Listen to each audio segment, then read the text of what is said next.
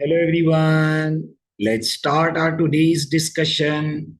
I hope you all remember that in previous class हमने audit planning के chapter पर discussion start करी थी. In today's class हम audit planning से रिलेटेड पास्ट पेपर डिस्कशन करेंगे एंड ये पास्ट पेपर डिस्कशन हम एग्जाम प्लेटफॉर्म पर करेंगे ताकि आप लोगों को from the very start computer based exam की टेक्निक समझ आ सके. Before starting this question let's take a quick review कि हमने प्रीवियस क्लास में क्या डिस्कशन करी थी. इन प्रीवियस क्लास हमने सबसे पहले ऑडिट प्लानिंग के कॉन्सेप्ट को अंडरस्टैंड किया कि ऑडिट प्लानिंग ऑडिट एक्टिविटी का एक मैंडेटरी फेज है और ऑडिटर पर मैंडेटरी है कि उसने हमेशा ऑडिट एक्टिविटी प्लानिंग फेज से स्टार्ट करनी. इन ऑडिट प्लानिंग ऑडिटर क्लाइंट के बिजनेस और उसके इन्वायरमेंट की अंडरस्टैंडिंग ऑब्टेन करता है, रिस्क असेसमेंट परफॉर्म करता है, मटीरियलिटी लेवल, डेडलाइन, प्रोसीजर्स इनकी प्लानिंग करता है, क्लाइंट के लीगल एंड रिपोर्टिंग फ्रेमवर्क की अंडरस्टैंडिंग लेता है. ये तमाम एक्टिविटीज ऑडिटर ऑडिट प्लानिंग के दौरान परफॉर्म करता है. और ये ऑडिट प्लानिंग सिर्फ ऑडिटर ने अपने दिमाग में परफॉर्म नहीं करनी बल्कि उसने इसे डॉक्यूमेंट करना है. And two documents which are produced in audit planning phase they were audit strategy and audit programme. I hope आप लोगों को याद है कि तमाम इश्यूज पर डिटेल डिस्कशन हमने प्रीवियस क्लास में करी थी.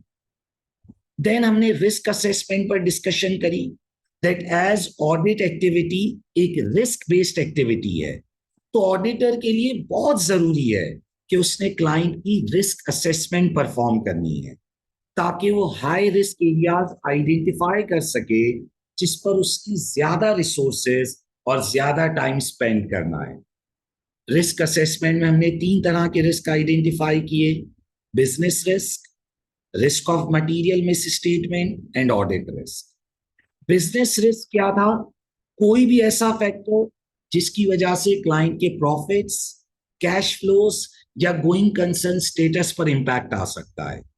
इन इजी वर्ड्स, जो क्लाइंट को उसके ऑब्जेक्टिव्स अचीव करने से रोके, that is regarded as business risk. Risk of material misstatement, जिसकी वजह से फाइनेंशियल स्टेटमेंट में मिस स्टेटमेंट कॉज हो सकती है. एंड देन ऑडिट रिस्क, जिसकी वजह से ऑडिटर का ओपिनियन अफेक्ट हो सकता है. ये तीनों रिस्क हमारे कोर्स में इन डिटेल इंक्लूडेड हैं और इससे 25 मार्क्स की रिक्वायरमेंट फॉर्मुलेट होती है. हमने प्रीवियस क्लास में सबसे पहले बिजनेस रिस्क पर डिस्कशन करी थी कि बिजनेस रिस्क क्या होता है, इसकी एग्जांपल्स क्या हैं, इसकी ड्राफ्टिंग अप्रोच क्या है.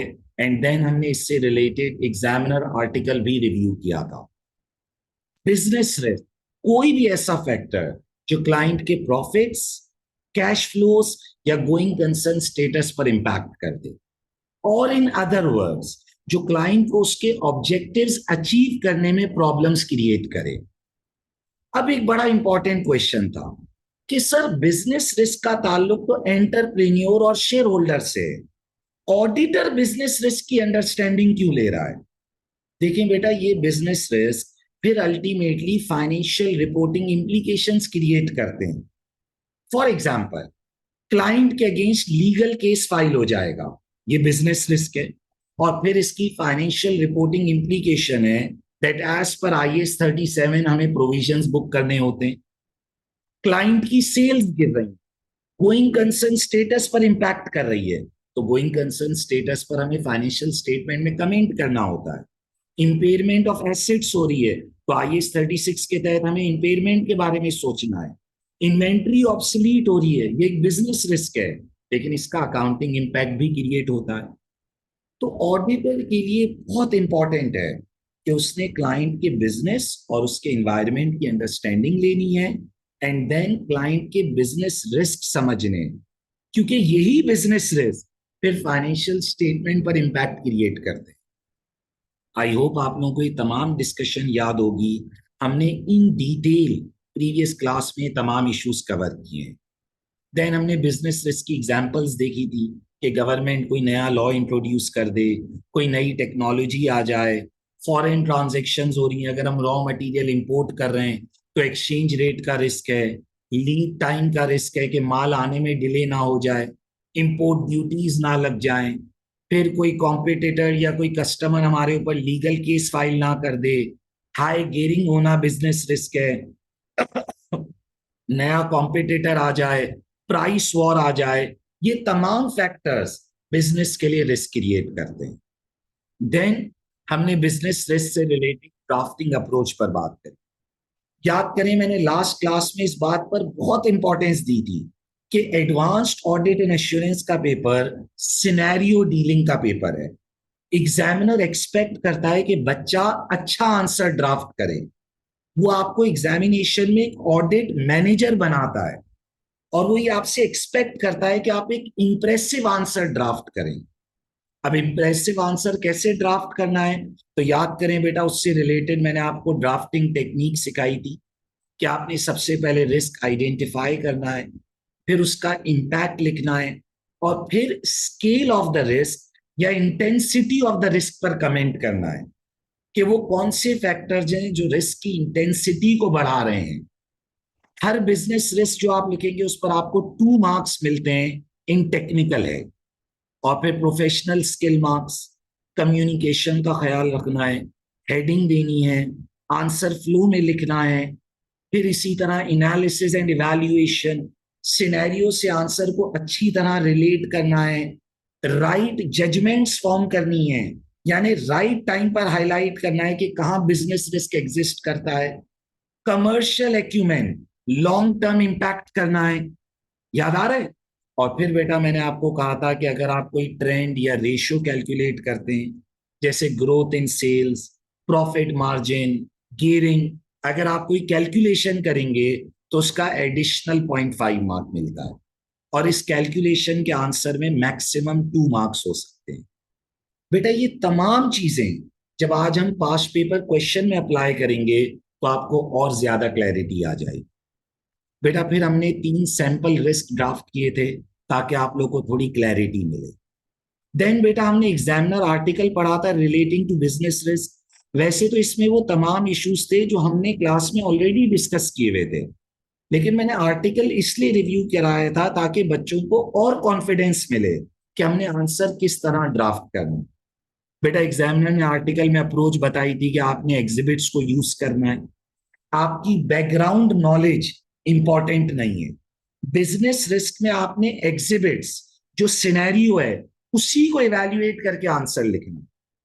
अगर आप अपनी कोई पुरानी नॉलेज यूज कर रहे हो, जैसे भी सवाल मोबाइल फोन इंडस्ट्री पर आ रहा है और आपको मोबाइल फोन इंडस्ट्री के बारे में बहुत सारी नॉलेज पहले से है, तो आपने वो यूज नहीं करनी है।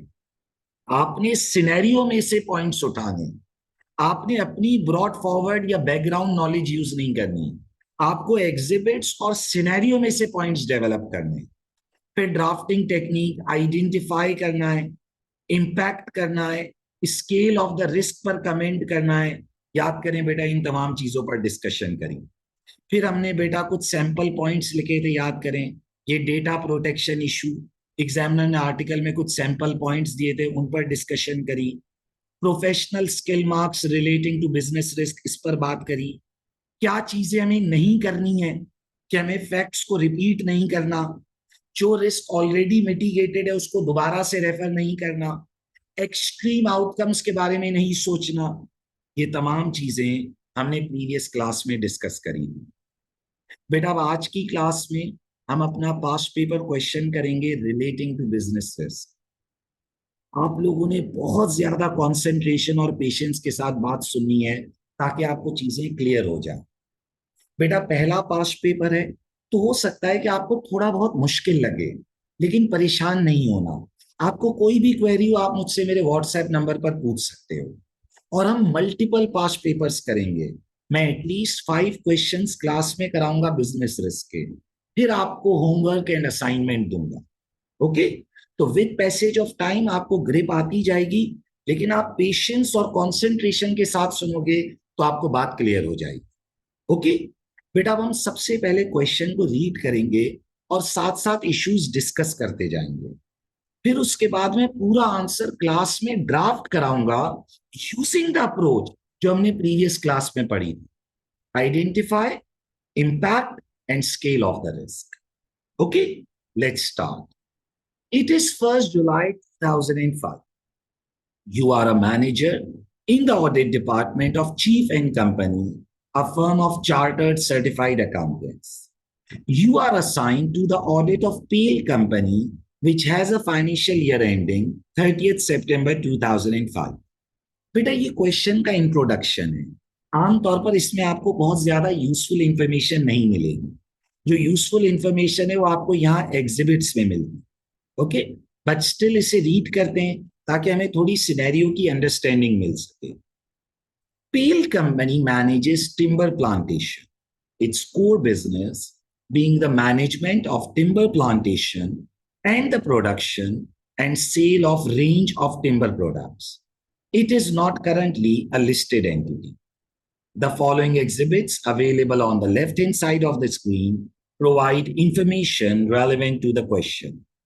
Exhibit 1 is partner's email, an email which you have received from Harvey Rebus, the audit engagement partner.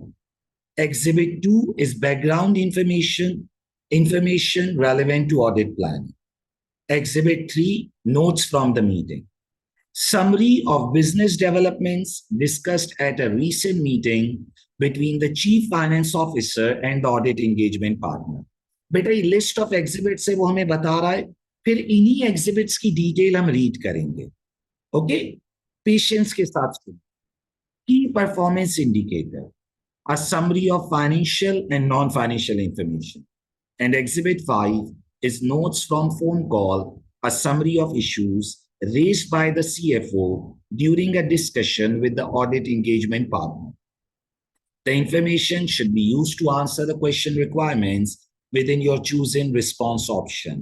एक response option briefing notes जो कि word processor है जिसमें हम टाइपिंग करते हैं, और एक स्प्रेडशीट है जिसमें आप टेबल्स पर कैलकुलेशन कर सकते हैं. किस तरह से इन टूल्स को यूज करना है बेटा, जब हम इस आंसर को सॉल्व करेंगे तो आपको 100% क्लैरिटी आ जाए. Okay, let's start. Let's read the exhibit 1 which is partners email. बेटा गौर से बात सुनेंगे तो बातें समझ आएंगी. Now, to audit manager from Harvey Rebus audit engagement partner, subject audit planning for Pale Company, date 1st July 2005. Hello, I have provided you with some information which you should use to help you in planning the audit of Pale Company for the financial year ending 30th September 2005. As you know, Pale Company is a new audit client of our firm. I hope you are looking forward to work on this interesting new client, which is the first timber company we have secured as an audit client. बेटा ये हमारा new audit client है, ये एक audit risk होता है, लेकिन अभी हम बिजनेस रिस्क पढ़ रहे हैं इसलिए हम इसे इग्नोर कर रहे हैं. इस पूरे क्वेश्चन में बिजनेस रिस्क की रिक्वायरमेंट भी थी और ऑडिट रिस्क की रिक्वायरमेंट भी थी, बट अभी हम सिर्फ बिजनेस रिलेटेड इश्यूज पर फोकस करेंगे क्योंकि हमारा पहला टॉपिक बिजनेस रिस्क है. ओके, तो ये हमारा न्यू ऑडिट क्लाइंट है, ये एक ऑडिट रिस्क है. इसका क्लाइंट के बिजनेस से कोई ताल्लुक नहीं है, यानी उसके प्रॉफिट, कैश फ्लोज, इन चीजों से उसका कोई ताल्लुक नहीं है. हमारी फर्म के लिए रिस्क है कि भाई ये क्योंकि न्यू ऑडिट क्लाइंट है तो हमारा ऑडिट ओपिनियन गलत ना हो जाए. लेकिन ऑडिट रिस्क एक सेपरेट टॉपिक है. जब मैं ऑडिट रिस्क पढ़ा रहा हूंगा तो मैं इस क्वेश्चन को ऑडिट रिस्क के पर्सपेक्टिव से दोबारा सॉल्व कराऊं. ओके, अभी हमारा प्योर फोकस बिजनेस रिस्क पर होना चाहिए. You should also be aware that the management team is planning for Pale Company to achieve a stock market listing within the next 2 years. Based on the analysis I have done on this industry, it is appropriate for overall materiality to be based on profit before tax, as this is a key focus for investors and providers of finance. Okay? बेटा materiality level based on profit before tax use करना है. लेकिन sir हमने तो अभी materiality level का concept पढ़ा ही नहीं. बेटा बिजनेस रिस्क लिखते हुए इसकी जरूरत नहीं है. ओके, तो अभी हम सिर्फ अपनी रिफाइंड इंफॉर्मेशन पर फोकस करेंगे. Now, I require you to prepare briefing notes for my use, in which you evaluate the significant business risk to be considered in planning the audit of PL company. 10 marks. बेटा ये वो requirement है जो हम attempt करेंगे. 10 marks available हैं business risk के लिए. 2 मार्क्स का एक बिजनेस रिस्क है, तो आपने 5 बिजनेस रिस्क लिखने होंगे. रिपीट, 10 मार्क्स अवेलेबल हैं बिजनेस रिस्क के लिए. एक बिजनेस रिस्क 2 मार्क्स का, तो आपने 5 बिजनेस रिस्क लिखने होंगे. अच्छा बेटा, ये जो 10 मार्क्स है ये टेक्निकल मार्क्स हैं. Professional skill marks overall answer पर 10 मार्क्स सेपरेट होते हैं. दोबारा देखो बेटा, ये जो 10 मार्क्स बिजनेस रिस्क के हैं ये टेक्निकल हेड के मार्क्स हैं. याद करें, मैंने आपको पढ़ाया हुआ है कि एडवांस्ड ऑडिट एंड एश्योरेंस के पेपर में एक टेक्निकल मार्क्स हैं और एक प्रोफेशनल स्किल मार्क्स हैं. ये जो 10 मार्क्स हैं ये टेक्निकल मार्क्स हैं. प्रोफेशनल स्किल मार्क्स अलग हैं. सर ये आपको कैसे पता चला? देखो, 1 मिनट में प्रूफ करता हूं. बेटा देखो, 10 मार्क्स की ये रिक्वायरमेंट हो गई, फिर 16 मार्क्स की दूसरी रिक्वायरमेंट है, तो 10 प्लस 16 कितने हुए? 26. फिर 6 मार्क्स की थर्ड रिक्वायरमेंट है 32, और 8 मार्क्स की फोर्थ रिक्वायरमेंट है 40. 10 प्लस 16 प्लस 6 प्लस 8, बेटा ये 40 मार्क्स हुए. देखो ये रिक्वायरमेंट्स का टैब खोलता हूं. बेटा रिक्वायरमेंट के टैब में ऑडिट एंगेजमेंट पार्टनर की ईमेल को रिस्पॉन्ड करने के 40 मार्क्स हैं, और फिर प्रोफेशनल स्किल मार्क्स सेपरेट हैं 10 नंबर. ये जो 10 मार्क्स हैं ये किसी एक रिक्वायरमेंट स्पेसिफिक नहीं है. ओवरऑल आंसर को प्रोफेशनल मैनर में अटेम्प्ट करना है. अब प्रोफेशनल मैनर क्या है? कम्युनिकेशन. कम्युनिकेशन में ब्रीफिंग नोट्स का फॉर्मेट बनाएंगे, हेडिंग्स देंगे, प्रॉपर वर्डिंग्स यूज करेंगे, एग्जामिनर की इंस्ट्रक्शंस को गौर से देखेंगे, तो कम्युनिकेशन के नंबर मिलेंगे. एनालिसिस एंड इवैल्यूएशन, सिनेरियो से बेहतर अंदाज में चीजों को रिलेट करेंगे, इवैल्यूएट करेंगे.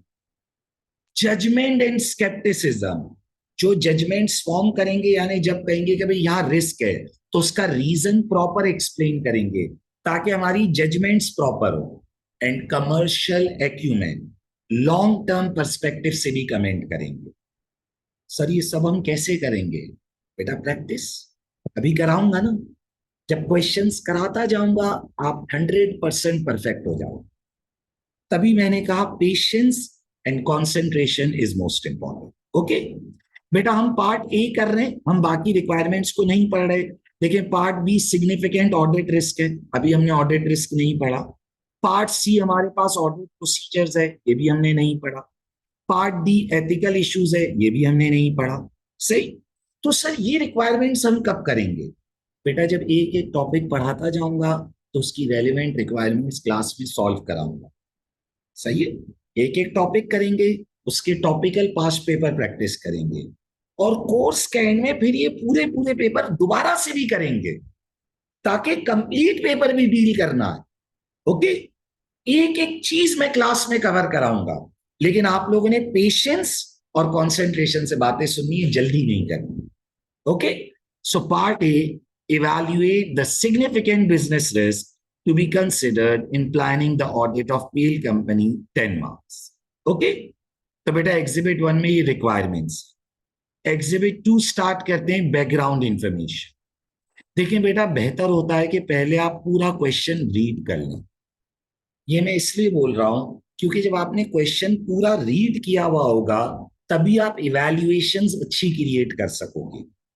क्वेश्चन को रीड करो, डेटा आइडेंटिफाई करो कि कहाँ क्या लिखा हुआ. ओके. फिर जब आप अटेम्प्ट कर रहे होगे तो आप अच्छी इवैल्यूएशंस क्रिएट कर सकोगे. Okay. Let's read background information. PL company owns and manages several large timber plantations. Approximately 5% of the trees are harvested each year. बेटा टिम्बर प्लांटेशन का मतलब ये दरख्त उगाते हैं, फिर उस दरख्त को हार्वेस्ट करते हैं, उसको प्रोसेस करके लकड़ी में कन्वर्ट करते हैं. टिम्बर का, लकड़ी का काम है. अब बच्चे ने कहा सर मुझे तो टिम्बर इंडस्ट्री का आइडिया ही नहीं है, मैं ये सवाल कैसे करूंगा? बेटा आपको आइडिया होना भी नहीं चाहिए. एग्जामिनर कहता है सवाल में जितना मैं बता रहा हूं उसी से अंडरस्टैंड करके आंसर लिखना। तुम्हारी बैकग्राउंड नॉलेज में मुझे कोई इंटरेस्ट नहीं है। अगर तुम अपनी बैकग्राउंड नॉलेज से पॉइंट्स लिखोगे तो उसके कोई नंबर नहीं मिलेंगे। जो सवाल में गिवन है, जो इंफॉर्मेशन वो दे रहा है, ये जो बैकग्राउंड इंफॉर्मेशन इसने दी है, इसे यूज करना। जो तुम्हारी अपनी नॉलेज है दुनिया की, उसको यूज मत करना। सही है? Stick to the scenario. The company immediately processes the timber, which is harvested from felled trees, in its own sawmills, a facility where the trees are processed into logs and other timber products. The processed timber, which is mainly logs and planks of wood, is then sold to a range of customers, including construction companies and furniture manufacturers. Approximately 30% of the timber is exported. Sir company foreign transactions कर रही है, तो export से related क्या risk लिख दें? बेटा कौन सा रिस्क लिखना है, उसमें कितनी ड्राफ्टिंग करनी है, सब अभी नहीं करेंगे। अभी सिर्फ डेटा रीड कर रहे हैं ताकि हमें अंडरस्टैंडिंग मिल सके सिनेरियो की। ओके, तो बेटा पेल कंपनी टिम्बर प्लांटेशन का बिजनेस करती है, दरख्त उगाती है, फिर वो दरख्त हार्वेस्ट होते हैं यानी कटते हैं, फिर उन्हें प्रोसेस करके वो लॉग्स और अदर टिम्बर प्रोडक्ट्स में कन्वर्ट कर देती है। टिम्बर माने लकड़ी की प्रोडक्ट्स। देन फिर वो सेल करती है range of customers including construction companies and furniture manufacturers. 30% of the timber ये एक्सपोर्ट भी करते हैं। Okay, now your firm was appointed as an auditor to Pale Company in March 2005, following the resignation of the previous auditor, Hare Associates. As part of your firm's client acceptance procedures, communication was received from Hare Associates, indicating that their reason for resignation was due to retirement of the partner responsible for the audit, and they had no issues to bring to your attention regarding the audit. बेटा again इस पूरे paragraph का ताल्लुक audit risk से, कि हमने इस साल ऑडिट शुरू किया है, जो प्रीवियस ऑडिटर है उसने रिजाइन किया था, लेकिन कोई एथिकल इशू नहीं था उसके रेजिग्नेशन के पीछे। अभी हमारा प्योर फोकस बिजनेस रिस्क है, इसलिए हम इस तमाम इंफॉर्मेशन को इग्नोर कर रहे हैं। सर क्या इस पर आप प्रैक्टिस कराएंगे? यस बेटा, जब मैं रेलेवेंट टॉपिक पढ़ाऊंगा तो ये सब इंफॉर्मेशन को यूज करना भी सिखाऊंगा। अभी सिर्फ बिजनेस निकालने क्लाइंट के। Okay, Pale Company has a small internal audit department with 2 staff who report to the company's CFO, as company does not have an audit committee. बेटा कंपनी के पास स्मॉल इंटरनल ऑडिट डिपार्टमेंट है जो CFO को report कर रहा है, और company के पास ऑडिट कमेटी भी नहीं। अगेन ये ऑडिट रिस्क है कि कंपनी के कंट्रोल्स वगैरह वीक हो। हमारा फोकस अभी बिजनेस रिस्क है। ओके, नाउ आगे बढ़ते। Exhibit 3, notes from the meeting. बेटा कॉन्सेंट्रेशन से सुने, खुद ब खुद रिस्क मिलेंगे, जल्दी नहीं करनी। Okay, let's read notes from the meeting. Okay, so the meeting date is 10th June 2005. Attendees Harvey Rivers, Audit Engagement Partner, and Mark York, Chief Finance Officer. Okay, तो बेटा ये notes from the meeting है between the audit partner and the CFO. Accounting policies. Mark York confirms that Pale Company applies the requirements of IS 41 Agriculture as follows. Standing timber, which means trees which are growing in the timber plantation prior to being felled are biological assets. Sir ये जो सारी accounting policies वो बता रहा है, क्या इसका business risk से कोई ताल्लुक है? तो obviously the answer is no. बेटा हम risk of material misstatement या ऑडिट रिस्क नहीं लिख रहे अभी। अभी हमारा प्योर फोकस बिजनेस रिस्क है।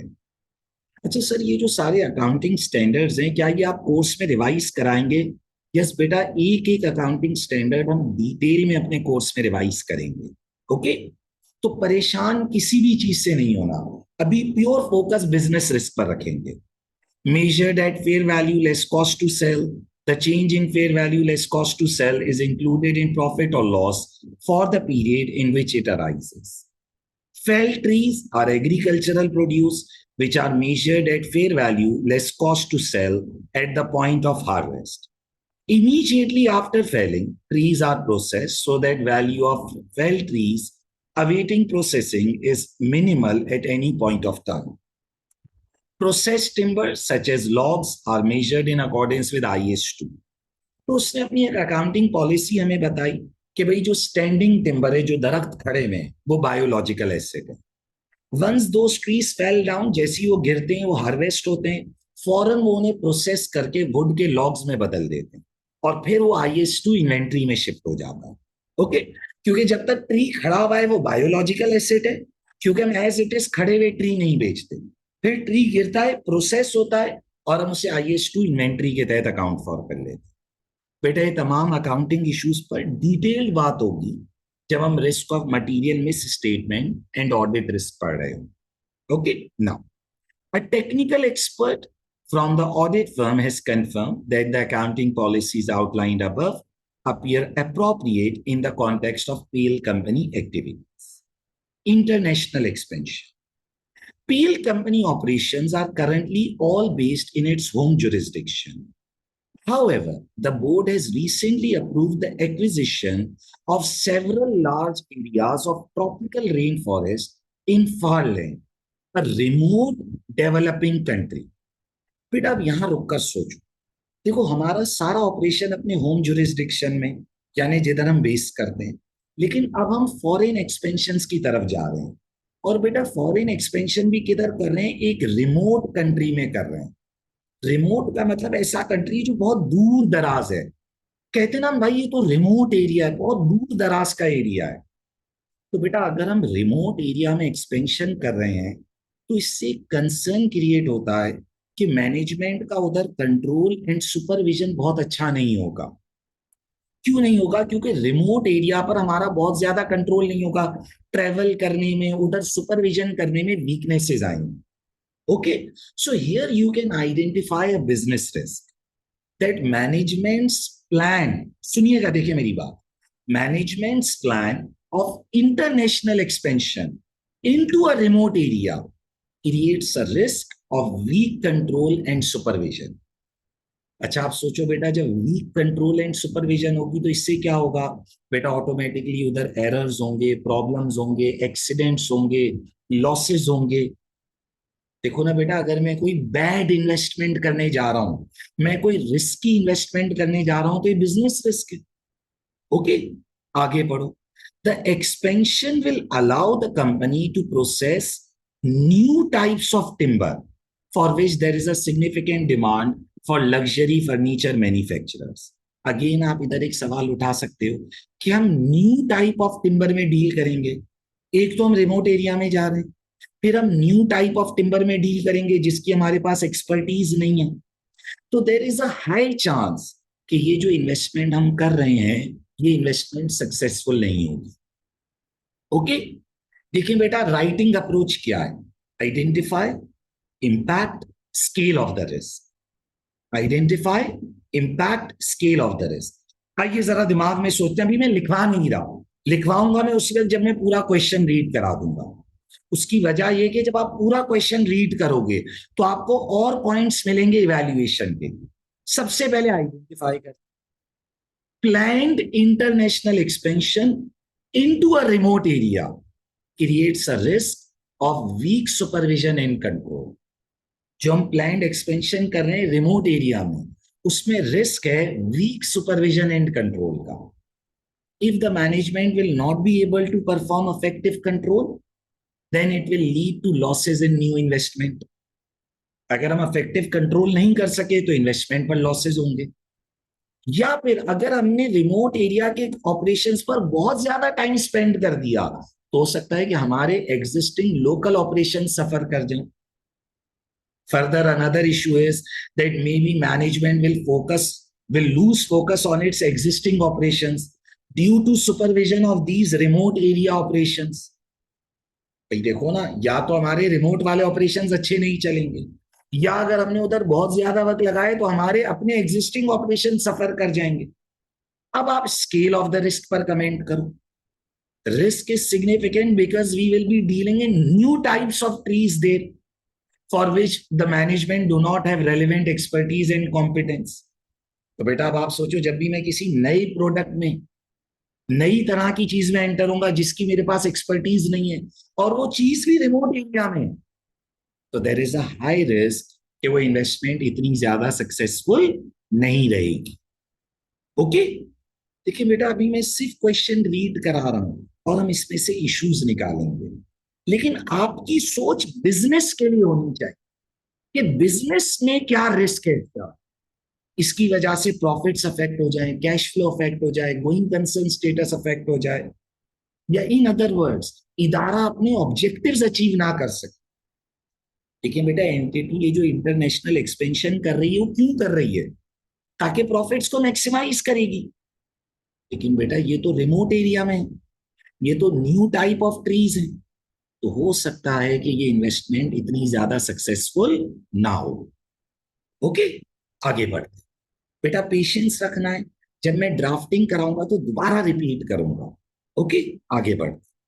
The acquisition of the areas of the rainforest will cost $25 million and purchase is due to take place in August 2005.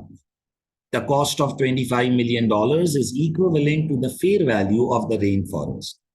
Farland uses the same currency as Pale Company, so the expansion is not creating foreign exchange risk exposure to the company. देखिए, ये बहुत important बात है, बच्चा सवाल को गौर से पढ़े। अगर किसी ने ये लिख दिया कि इंटरनेशनल एक्सपेंशन से फॉरेक्स रिस्क क्रिएट हो रहा है, फॉरेन एक्सचेंज एक्सपोजर क्रिएट हो रहा है, गया, एक तो उस पॉइंट के नंबर नहीं मिलेंगे, प्लस एग्जामिनर उसके प्रोफेशनल स्किल के नंबर काट लेगा कि भाई इसकी तो कम्युनिकेशन ही वीक है, इसको सवाल पढ़ना नहीं आता। मैंने क्लियरली कहा है कि फॉरेन एक्सचेंज रिस्क है ही नहीं, क्योंकि जिस कंट्री में हम जा रहे हैं वो सेम करेंसी यूज कर रहे हैं। तो बेटा प्लीज क्वेश्चन को गौर से पढ़ें और पॉइंट लिखने की जल्दी ना करें।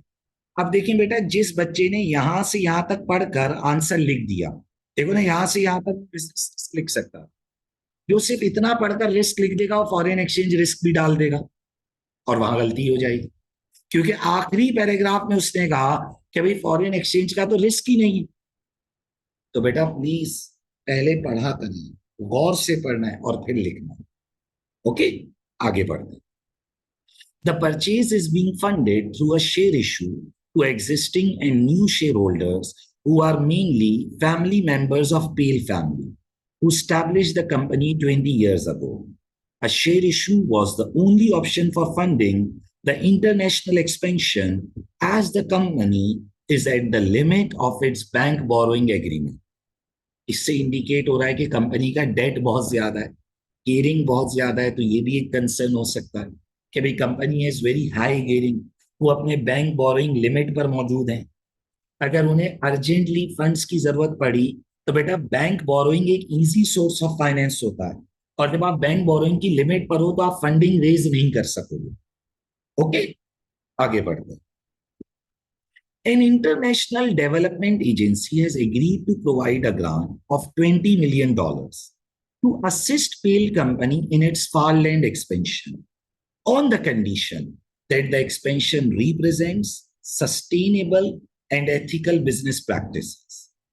The grant is provided specifically for training the local workforce and building accommodation for the workforce in a town near to the rainforest.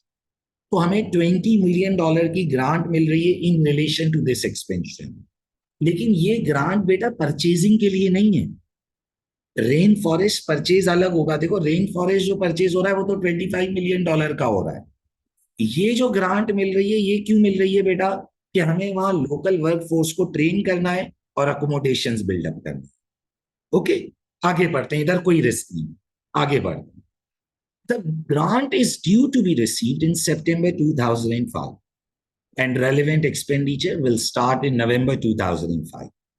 Mark York is planning to recognize half of the amount received as income in the year's financial statement on the basis that it will cover some of the management expenses in planning the international expansion.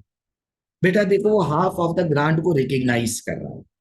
Again ये financial statement का issue है कि as पर IS 20, याद करें, as पर IS 20 grants, ये grant अभी इनकम नहीं बुक हो सकती, it should be booked as an unearned income, deferred income, क्योंकि ये ग्रांट मिली थी training of local workforce and building accommodation के लिए, ये मैनेजमेंट एक्सपेंसेस के लिए नहीं मिली।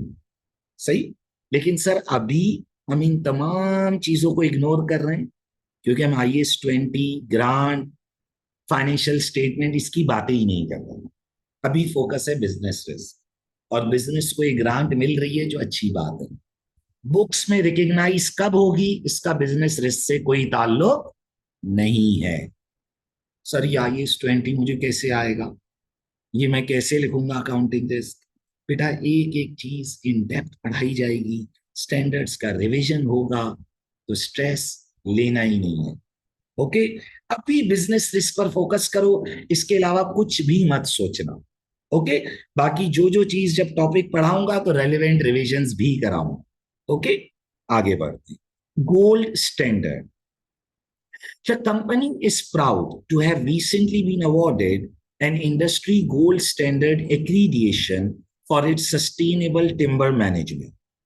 To achieve the gold standard, which denotes the highest possible level of sustainable timber management and ethical business practices, the company must adhere to a number of strict standards.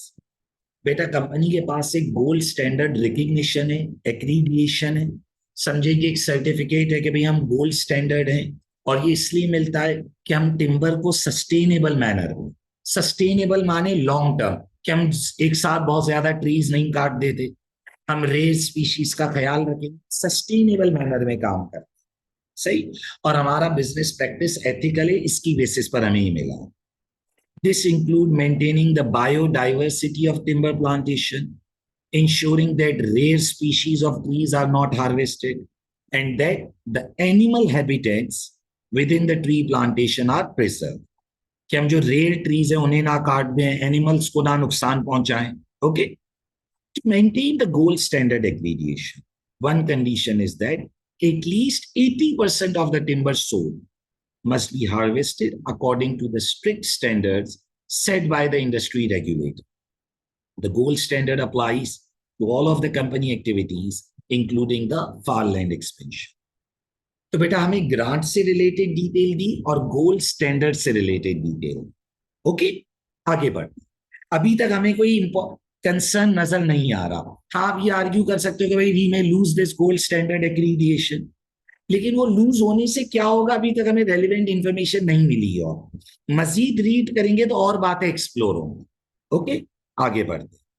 देखो बेटा, बच्चे paper में परेशान हो जाते हैं, यार सर मैंने इतना पढ़ लिया मुझे रिस्क नहीं मिला। नहीं, patience.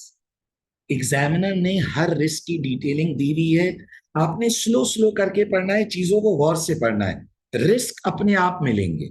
Okay, contract with royal company. The company's revenue has increased this year, largely due to it signing a significant contract with a new customer, Royal Company.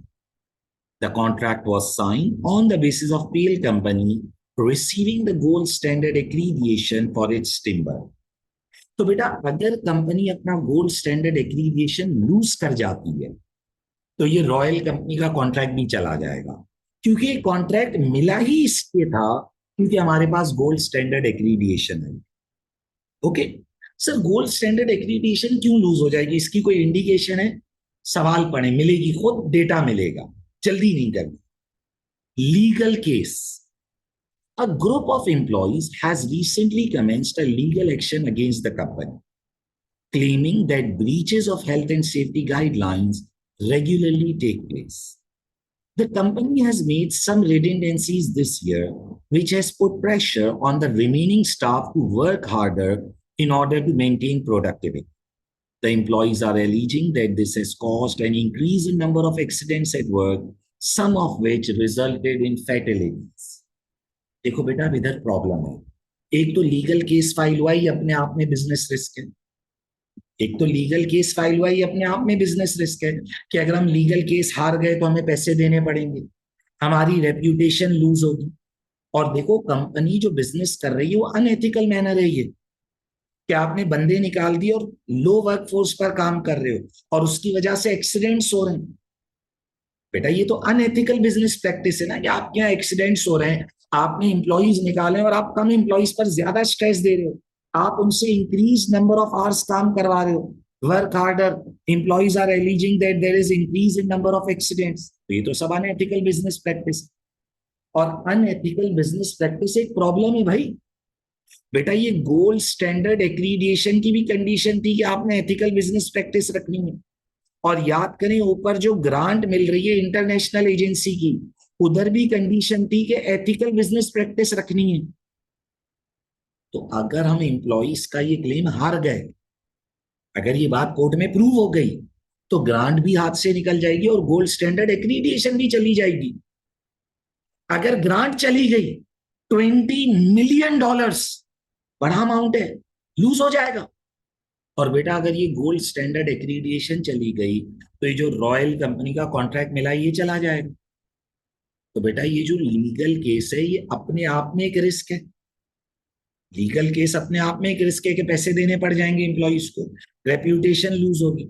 और ये लीगल केस दूसरी चीजों को भी हिट कर रहा है, जैसे गोल्ड स्टैंडर्ड एक्रीडिएशन ना कैंसिल हो जाए, ग्रांट जो मिल रही है वो ना कैंसिल हो जाए।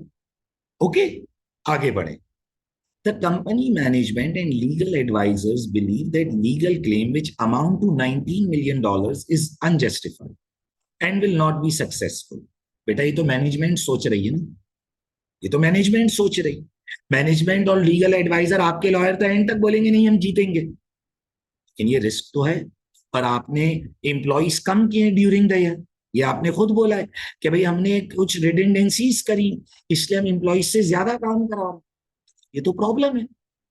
मार्क यॉर्क जो कि सीएफओ हैं, does not intend to recognize a provision for the claim or make any disclosure in the financial statement. बेटा ये अकाउंटिंग इशू है कि वो प्रोविजन नहीं बुक कर रहा है, ये IS 37 का मसला है। अभी हम फाइनेंशियल स्टेटमेंट पर बात नहीं कर रहे, हमारा पूरा फोकस बिजनेस रिस्क है in relation to this issue as it is such an early stage in the legal proceedings. Okay, आगे बढ़ते हैं। News reports. Mark informed us that a news report has emerged in Farland alleging that Pale Company paid a government official a sum of $15,000 in order to secure the purchase of tropical rainforest which is taking place next month. बेटा ये कितना बड़ा इल्जाम है कि हमने government official को $15,000 दिए, ब्राइब हो गई ये तो। बेटा ये तो पूरी पूरी अनएथिकल बिजनेस प्रैक्टिस है। जो इंटरनेशनल एजेंसी तुम्हें ग्रांट दे रही है, अगर उन्हें पता चल गया तो वो तो एक झटके में ग्रांट कैंसिल कर देंगे और गोल्ड स्टैंडर्ड एक्रीडिएशन भी कैंसिल हो जाएगी। अब देखो कंपनी क्या बोल रही है। Mark wanted to make us aware of this story which is spreading quickly on social media and to inform us that these incentive payments are routine business practice in Farland. बेटा इसका मतलब है company accept कर रही है कि हमने पैसे दिए। वो ये कह रही है उधर ब्राइब देना नॉर्मल है, हमने भी दी है, कि भाई इंसेंटिव पेमेंट ब्राइब है, और कह रहे हैं तो नॉर्मल है। इसका मतलब है कि कंपनी इस चीज को एक्सेप्ट कर रही है। बेटा ये कोई जस्टिफिकेशन थोड़ी है। भाई फारलैंड वाले चलो ये नॉर्मल प्रैक्टिस है, बट जब इंटरनेशनल एजेंसी को पता चलेगा जो तुम्हें $20 मिलियन की ग्रांट दे रहे हैं उसमें कंडीशन है एथिकल बिजनेस प्रैक्टिस, तो बेटा वो तो आपकी ग्रांट कैंसिल कर देंगे। Okay, this is a problem. आगे देखें। use of expert changes in fair value due to a recent storm. In last month, several storms caused damage to some areas of timber plantation. An independent expert has been appointed by management to determine the extent of damage and quantify any financial implications, including determination of the change in fair value of the standing trees which have been damaged by the storm. The expert report indicates that a large number of trees have been completely destroyed and many have been badly damaged. बेटा business risk है।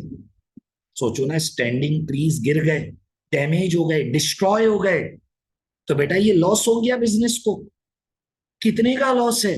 Based on the expert report, management has determined that a reduction in fair value of $7.5 million should be recognized in respect of timber plantation. बेटा $7.5 million का loss है, ये business risk नहीं। Loss हो गया हमें during the year, और फिर थोड़ा सा कमर्शियल एक्यूमेन लगाओ बेटा। स्टैंडिंग ट्रीज खराब हो गए, स्टैंडिंग ट्रीज डिस्ट्रॉय हो गए बेटा। सोचो, जब तुम्हारे स्टैंडिंग ट्रीज डिस्ट्रॉय हो गए तो तुम्हारी पूरी बिजनेस साइकिल सफर करेगी। तुम उसी स्टैंडिंग ट्रीज को हार्वेस्ट करते थे राइट टाइम पर। बेटा ये राइट टाइम पर तो नहीं गिरे ना, ये तो स्टॉर्म की वजह से गिरे। तो इसका मतलब है कि वो लॉस हो गया आपका, पूरा जाया हो गए वो दरख्त। बेटा वो जो दरख्त आपके जाया हो गए, सुनना मेरी बात, क्योंकि रिडक्शन इन फेयर वैल्यू तो मतलब वो जाया हुए होंगे। बेटा क्योंकि वो दरख्त जाया हो गए तो आप प्रोसेस नहीं कर सकोगे टिम्बर। और बेटा नए दरख्त जो आप लगाओगे, भाई स्टॉर्म से ट्रीज डिस्ट्रॉय हुए, अब आप जो नए ट्री लगाओगे वो 15 दिन में तो नहीं उग जाएंगे ना, उन्हें ग्रो होने में टाइम लगेगा। इस बीच आप अपने कस्टमर ऑर्डर्स पूरे नहीं कर सकोगे। दोबारा सुनो, बेटा इस स्टॉर्म की वजह से ट्रीज डिस्ट्रॉय हुए, वो जो ट्रीज डिस्ट्रॉय हुए वो तो एक लॉस है, एक तरफ रख देता हूं। दूसरा लॉस लॉन्ग टर्म सोचो। बेटा ट्रीज डिस्ट्रॉय हुए तो आप जो ट्रीज हार्वेस्ट होने के बाद प्रोसेस करते थे और लॉग्स बनाते थे और प्लैंक्स ऑफ वुड बनाते थे जो आप कस्टमर को बेचते थे, मूविंग फॉरवर्ड थोड़े अरसे में ये प्रॉब्लम आएगा कि आपके पास सफिशिएंट टिम्बर नहीं होगा कस्टमर ऑर्डर पूरे करने के लिए। और उसकी वजह से ये होगा कि आपका कस्टमर आपके कॉम्पिटिटर के पास चला जाएगा। बेटा कस्टमर रुकेगा तो नहीं ना, मैं कस्टमर के ऑर्डर पूरे नहीं कर सकूंगा क्योंकि मेरी तो वुड लूज हो गया, मेरा तो वुड खराब हो गया ड्यू टू स्टॉर्म। तो अब मैं जब कस्टमर ऑर्डर पूरे नहीं कर सकूंगा तो लॉन्ग टर्म में मेरा कुछ ना कुछ कस्टमर मेरे पास से उठकर कॉम्पिटिटर के पास जाए, क्योंकि अब मेरे में एबिलिटी नहीं होगी उसका ऑर्डर पूरा करने की। मैं ये नहीं कह रहा कि सारे ऑर्डर कैंसिल हो जाएंगे, लेकिन मूविंग फॉरवर्ड हमें ऑपरेशंस का कॉम्प्रोमाइज फेस होगा। ओके, तो एक तो ये इन्वेंट्रीज आए हुई एक प्रॉब्लम। दूसरा प्रॉब्लम, बेटा ये जो लॉस हुआ इसकी वजह से हम कस्टमर ऑर्डर्स पूरे नहीं कर सकेंगे क्योंकि हमारे पास इन्वेंट्री नहीं होगी। ओके, आगे देखते हैं की परफॉर्मेंस इंडिकेटर्स। देखिए बेटा हम क्वेश्चन को रीड करते जा रहे हैं और रेलेवेंट रिस्क अभी डिस्कस कर रहे हैं। ड्राफ्टिंग आंसर लिखवाने का अमल सेपरेट है, वो अलग करवाऊंगा, तो पेशेंस के साथ बातें जल्दी नहीं करनी। The information in the table below will be published as part of the annual report in the section titled Key Results for the Year, which forms part of the management commentary on the company's performance. The financial information is before recognizing the change in fair value of the timber plantation caused by the recent storm and also before accounting for the government grant. Okay, तो बेटा ये कुछ financial information हमें दी गई है। इसमें अभी तक उन्होंने वो स्टॉर्म वाला लॉस और गवर्नमेंट ग्रांट वाली इनकम बुक नहीं करी है, it is before recognise. Now revenue has increase by 5.5%। Last year 2004 में $40.3 मिलियन था, 2005 में 42.5 मिलियन हुआ, तो 5.5% रेवेन्यू बढ़ा है। और हमने पीछे बढ़ा है that it is due to royal company contract. Operating profit 4.8% बढ़ा है, from 21 million to 22 million. Profit before tax 12.5 million से 16.5 मिलियन हुआ है, 32% इंक्रीज है। ओके सर, बहुत एबनॉर्मल इंक्रीज है। बेटा वो ऑडिट रिस्क है। अभी बिजनेस पर देखो, ये जो है ना सर, ये तो इतना ज्यादा इंक्रीज हो रहा है, हो सकता है इसमें मिस स्टेटमेंट हो, वो एक ऑडिट इश्यू है। अभी बिजनेस पर फोकस कर, ऐसे फैक्टर जिनसे रेवेन्यू प्रॉफिट या गोइंग कंसर्न स्टेटस अफेक्ट हो गए। ओके, अभी अकाउंटिंग इश्यूज के बारे में नहीं सोचो। Percentage timber harvested in line with gold standard, last year it was 85% and this year it is 82%। और बेटा याद करें 80% बॉर्डर लाइन है, अगर आपको याद हो बेटा 80% बॉर्डर लाइन था, हमने यहां पढ़ा है बेटा। बेटा at least 80% of the timber must be harvested according to strict standard set by the regulator. और अब हमारे वो परसेंटेज 85 से कम होकर 82 हो गई है। दिस मीन्स कि हम गोल्ड स्टैंडर्ड एक्रीडिएशन लूज कर जाएंगे फ्यूचर में। अगर फर्दर डिक्लाइन और 80 से नीचे गए तो एक्रीडिएशन लूज हो जाएगी। और अगर गोल्ड स्टैंडर्ड एक्रीडिएशन लूज हो गई तो रॉयल कंपनी का कॉन्ट्रैक्ट चला जाएगा। और रॉयल कंपनी का कॉन्ट्रैक्ट रेवेन्यू इंक्रीज में इस बार कंट्रीब्यूट कर रहा था, यानी एक सिग्निफिकेंट इंक्रीज 5.5% उसकी वजह से क्रिएट हुआ। नंबर ऑफ एम्प्लॉइज 1420 से 1300 हुए, यानी वो वाली बात सही थी कि कंपनी ने कुछ एम्प्लॉइज फारिग किए, निकालें, और उसकी वजह से एग्जिस्टिंग स्टाफ पर प्रेशर आ रहा है। Total staff days lost due to accidents at work, बेटा 65 डेज लास्ट ईयर लूज हुए थे और इस बार 78 डेज लूज हुए। बेटा दिस इज अ कंसर्न। हमारे प्रोडक्शन डेज जाया हो रहे हैं ड्यू टू एक्सीडेंट्स, तो ऑटोमेटिकली ऑपरेशंस अफेक्ट होंगे, तो हम अपने टारगेट्स कैसे अचीव करेंगे प्रोडक्शन के? भाई कस्टमर ऑर्डर कैसे पूरा करोगे अगर आपने साल में 78 डेज जाया कर दिए? ओके, आगे बढ़े। You are also provided with the following information relating to balances which are extracted from management accounts as at 30th June 2005. Total assets this year 550 million है, last year 540.5 million. Timber plantation 500 million, last year it was 490 million. This amount relating to standing timber is before accounting for any change in value caused by recent storm. Cash balance से 6.8 million से 4.5 million हो गए। Cash balance कम हो रहा है बेटा, this is a problem. Cash levels are depleted this year due to inflationary pressure and demands for higher wages from our employees which we have no. बेटा ये कोई रीजन थोड़ी है कि इन्फ्लेशन आ रही है इसलिए कैश बैलेंस कम हो गया। इन्फ्लेशन आ रही है तो सेलिंग प्राइस भी तो बढ़ी होगी। एम्प्लॉइज ने वेजेस बढ़ाई हैं तो सेलिंग प्राइसेस भी तो बढ़ाई होंगी। खाली कैश बैलेंस कम हो गया इन चीजों की वजह से, इसका मतलब है इनकी प्रॉपर कैश मैनेजमेंट नहीं है भाई। बेटा एक बात सोचो ना, अगर इन्फ्लेशन आ रही है, मेरी कॉस्ट बढ़ेगी, इंप्लॉय वेजेस बढ़वा रहे हैं, कॉस्ट बढ़ेगी तो मैं सेलिंग प्राइस बढ़ाऊंगा। अगर मैं ऐसे कैश बैलेंस डिप्लीट करूंगा तो एक दिन तो मैं बैंकक्रप्ट हो जाऊंगा ऐसे तो। ये कोई जस्टिफिकेशन थोड़ी दी उन्होंने। तो लिक्विडिटी कंसर्न है कंपनी का भाई। ओके, आगे बढ़ते। Notes from the phone call. देखिए बेटा अभी मैं सिर्फ रीडिंग कर रहा हूं, अभी मैं ड्राफ्टिंग करवाऊंगा। सही है, पेशेंस के साथ सुननी है चीजें। Notes from a phone call yesterday between Harvey Rivers, audit engagement partner, and Mark York. Request from Mark York. Peel Company publishes a wide range of non-financial, social, and key performance indicators as part of the annual report, including the three shown as part of Exhibit 4. Mark has asked if our firm can provide assurance on these KPIs as part of performing the annual audit. यानी बेटा वो हमसे request कर रहे हैं कि हम other services भी प्रोवाइड करें। अगेन ये एथिकल इशू है, इसका बिजनेस रिस्क से ताल्लुक, क्योंकि बीइंग एन ऑडिटर हम अदर सर्विसेज प्रोवाइड नहीं करते। Mark has suggested that in order to pay for this extra work, the agreed audit fees will be increased by 20%, assuming that assurance provided on KPIs is favorable. बेटा ये ethical concern का head है, हम ethical issues और safeguards पर बात करते हैं, बिजनेस रिस्क का मसला नहीं। बिजनेस रिस्क पर अभी फोकस करना है, बाकी तमाम चीजें इग्नोर कर रहे हैं।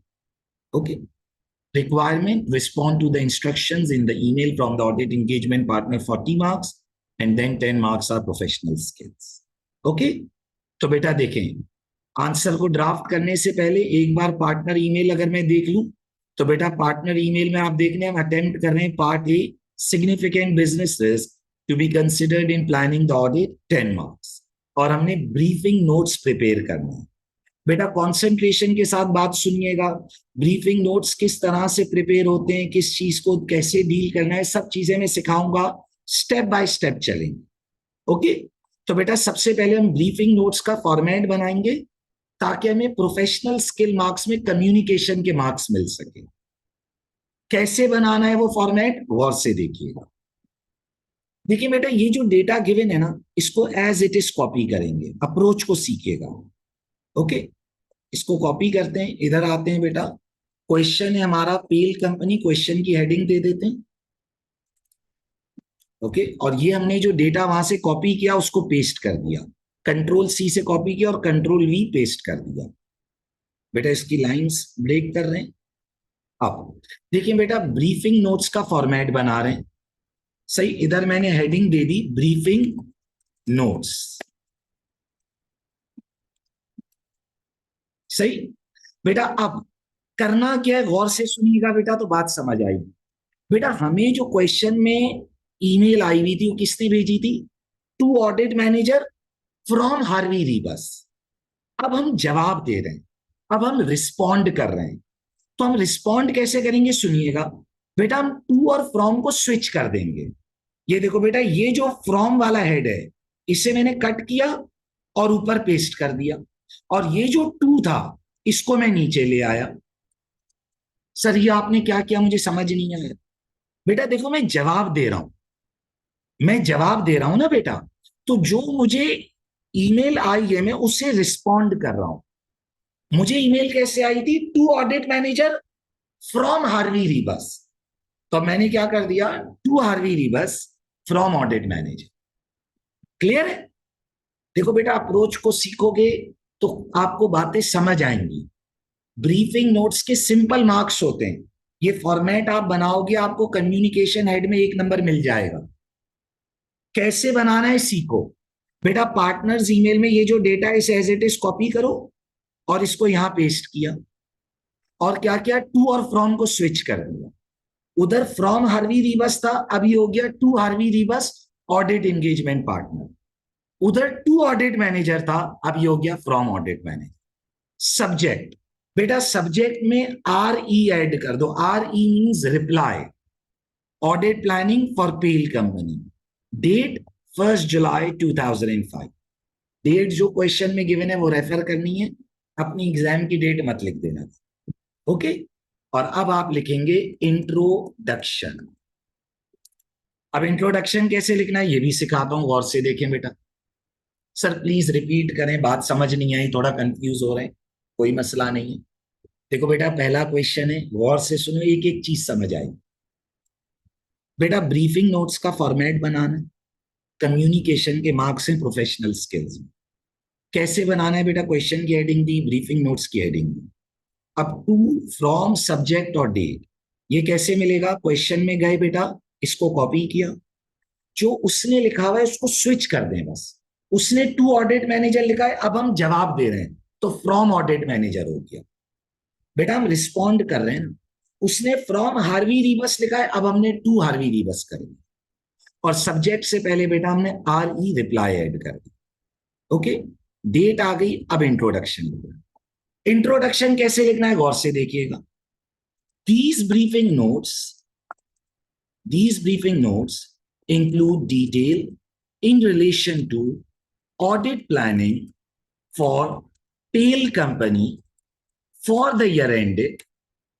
क्या year end है बेटा, देखो, for the year ended 30th September 2005। बेटा बिल्कुल नॉर्मल मैनर में लिखना है, स्ट्रेस लेना ही नहीं है। For the year ended 30th September 20x5। बेटा अब देखो ये स्टैंडर्ड रहेगा। These briefing notes include detail, ये जो है ये सेम रहेगा हर बार। In relation to audit planning for, फिर क्लाइंट का नाम डाल दो, पेल कंपनी, फिर for the year ended, year end question में से देखकर पुट कर दो।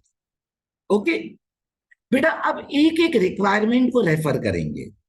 पहली रिक्वायरमेंट क्या है, evaluate the significant business risk to be considered in planning the audit of PAIL company.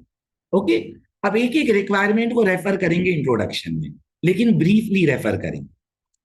These briefing notes include detail relating to significant business risks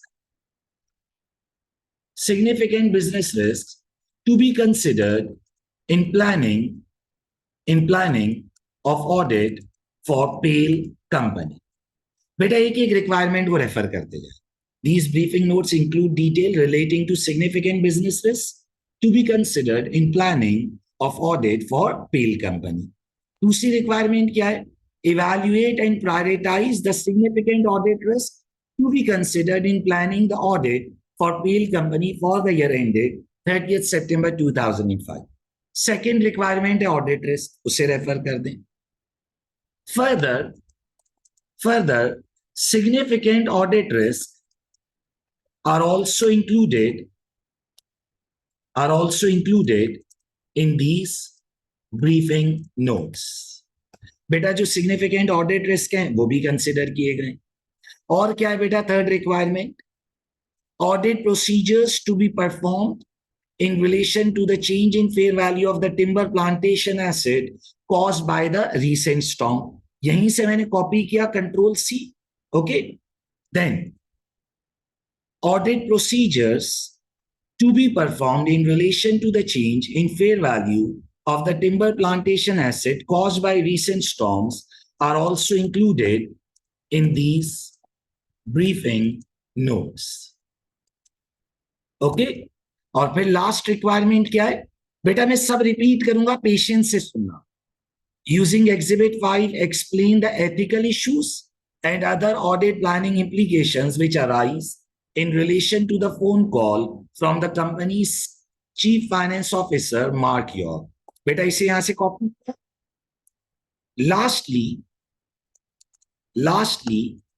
ethical issues, देखिए मैंने पेस्ट कर दिया, कंट्रोल सी से copy और control we से paste. Ethical issues and other audit planning implications which arise in relation to phone call from the company's chief finance officer, Mark York, are also included in these briefing notes. हो गया introduction. Sir समझ नहीं आया यार, आपने कैसे लिखा? Repeat करते हैं, कोई बड़ी बात नहीं. देखो बेटा, ब्रीफिंग नोट्स का फॉर्मेट बनाना है, क्योंकि प्रोफेशनल स्किल मार्क्स हैं कम्युनिकेशन के, वो स्कोर करने हैं.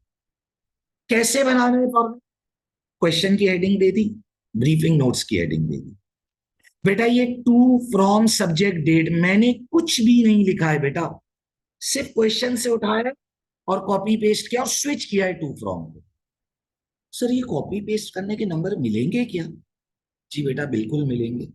मैं अपनी तरफ से कुछ भी नहीं बोल रहा, आप एग्जामिनर आंसर भी जाकर रीड कर लो, वो भी ऐसे ही होता है बेटा.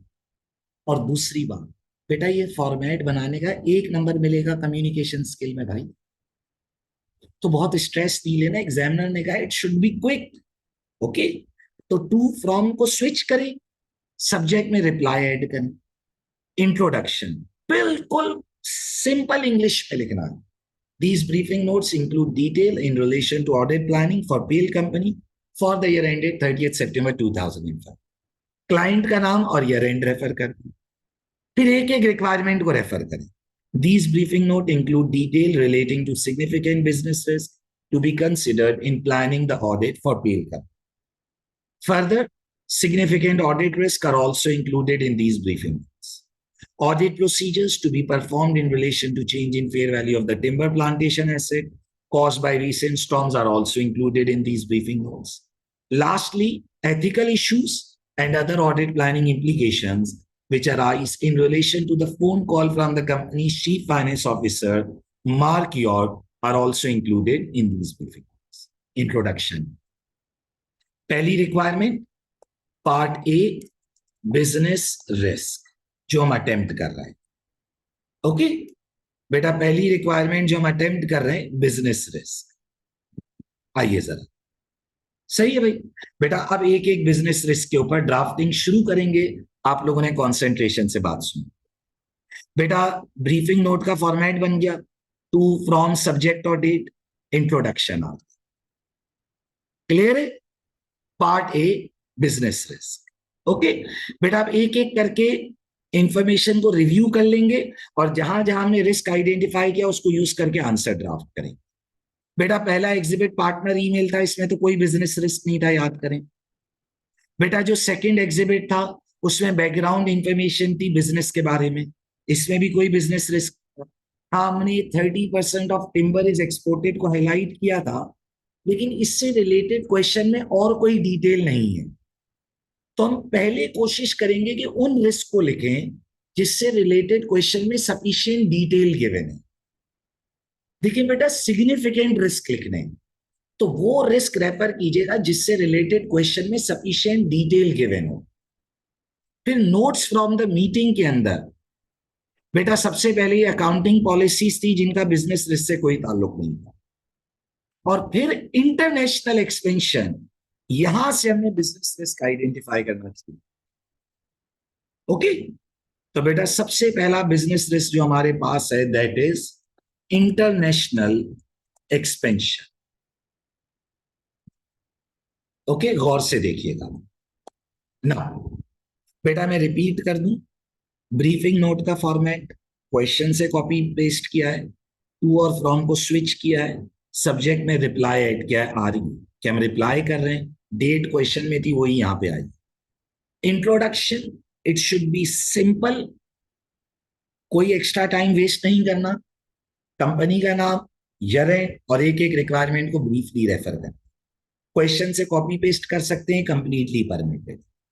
ओके, आइए जरा, पहला बिजनेस रिस्क लिख रहे हैं बेटा, international expansion.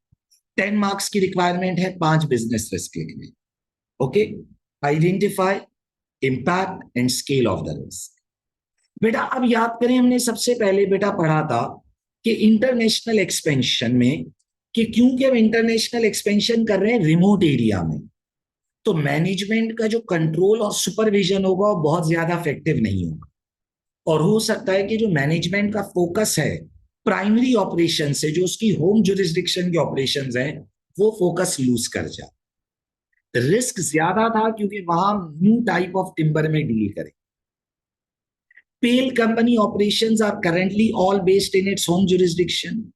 However, the board has recently approved the acquisition of several large areas of tropical rainforest in Far Land, a remote developing country. The expansion will allow the company to process new type of timber for which there is a significant demand from luxury furniture manufacturers. Okay, now planned international expansion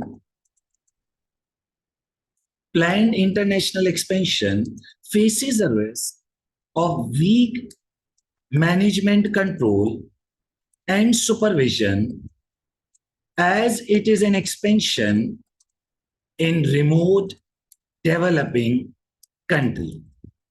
सबसे पहले risk identify करें, सबसे पहले sentence में risk identify करें। Planned international expansion faces a risk of weak management control and supervision as it is an expansion in remote developing country. अब impact explain करें, impact क्या है? As it is an expansion in remote country, management may not be able to spend sufficient time on controlling and supervising it. As a result, losses.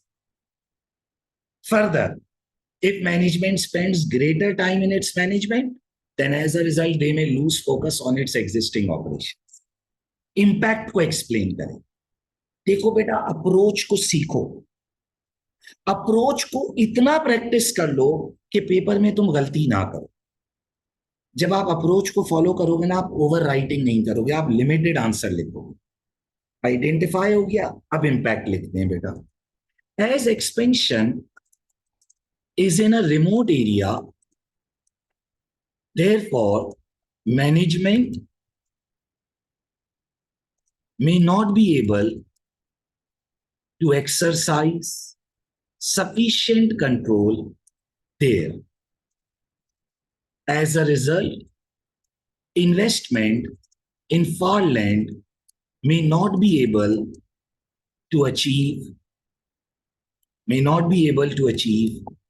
its profit targets. Further, if management will spend too much time in control and supervision of this remote area investment, then they may lose focus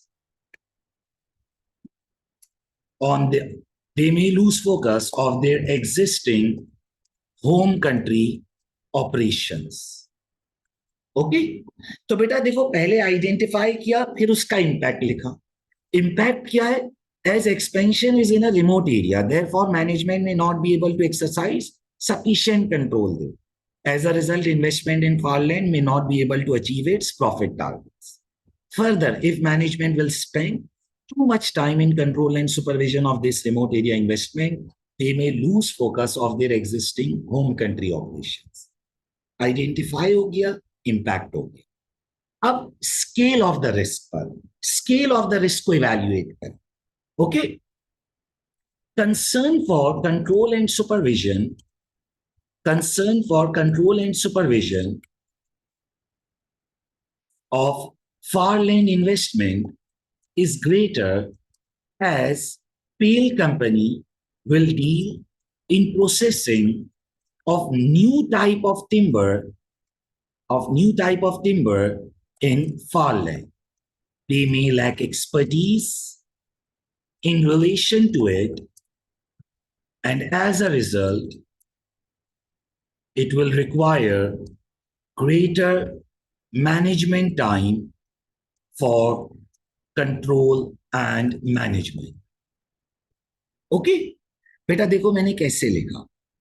देखो बेटा, जब मैं point लिख रहा था तो मैं अपने आंसर में चीजों को ब्रेक कर रहा हूं, तोड़ तोड़ के लिख रहा हूं।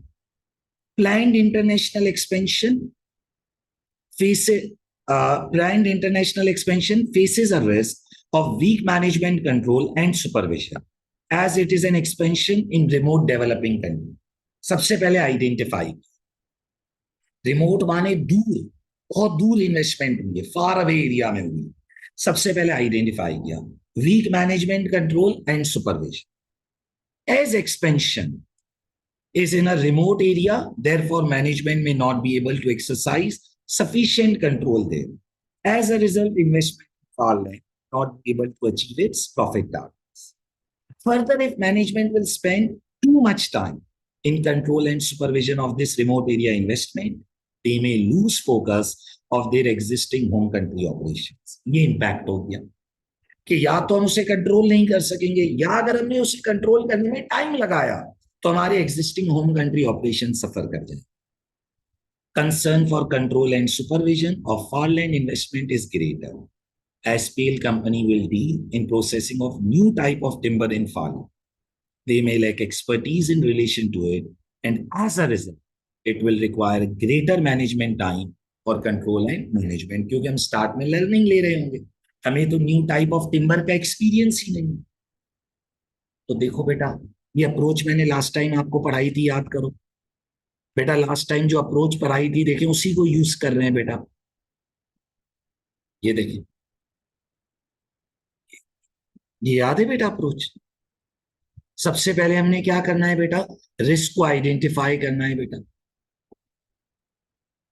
सबसे पहले हमने क्या करना है बेटा, रिस्क को आइडेंटिफाई करना है, फिर उसका इंपैक्ट एक्सप्लेन करना है कि उससे क्या होगा, और फिर उसकी स्केल या इंटेंसिटी ऑफ द रिस्क पर कमेंट करना कि वो चीजें जो उस रिस्क की इंटेंसिटी को बढ़ाए।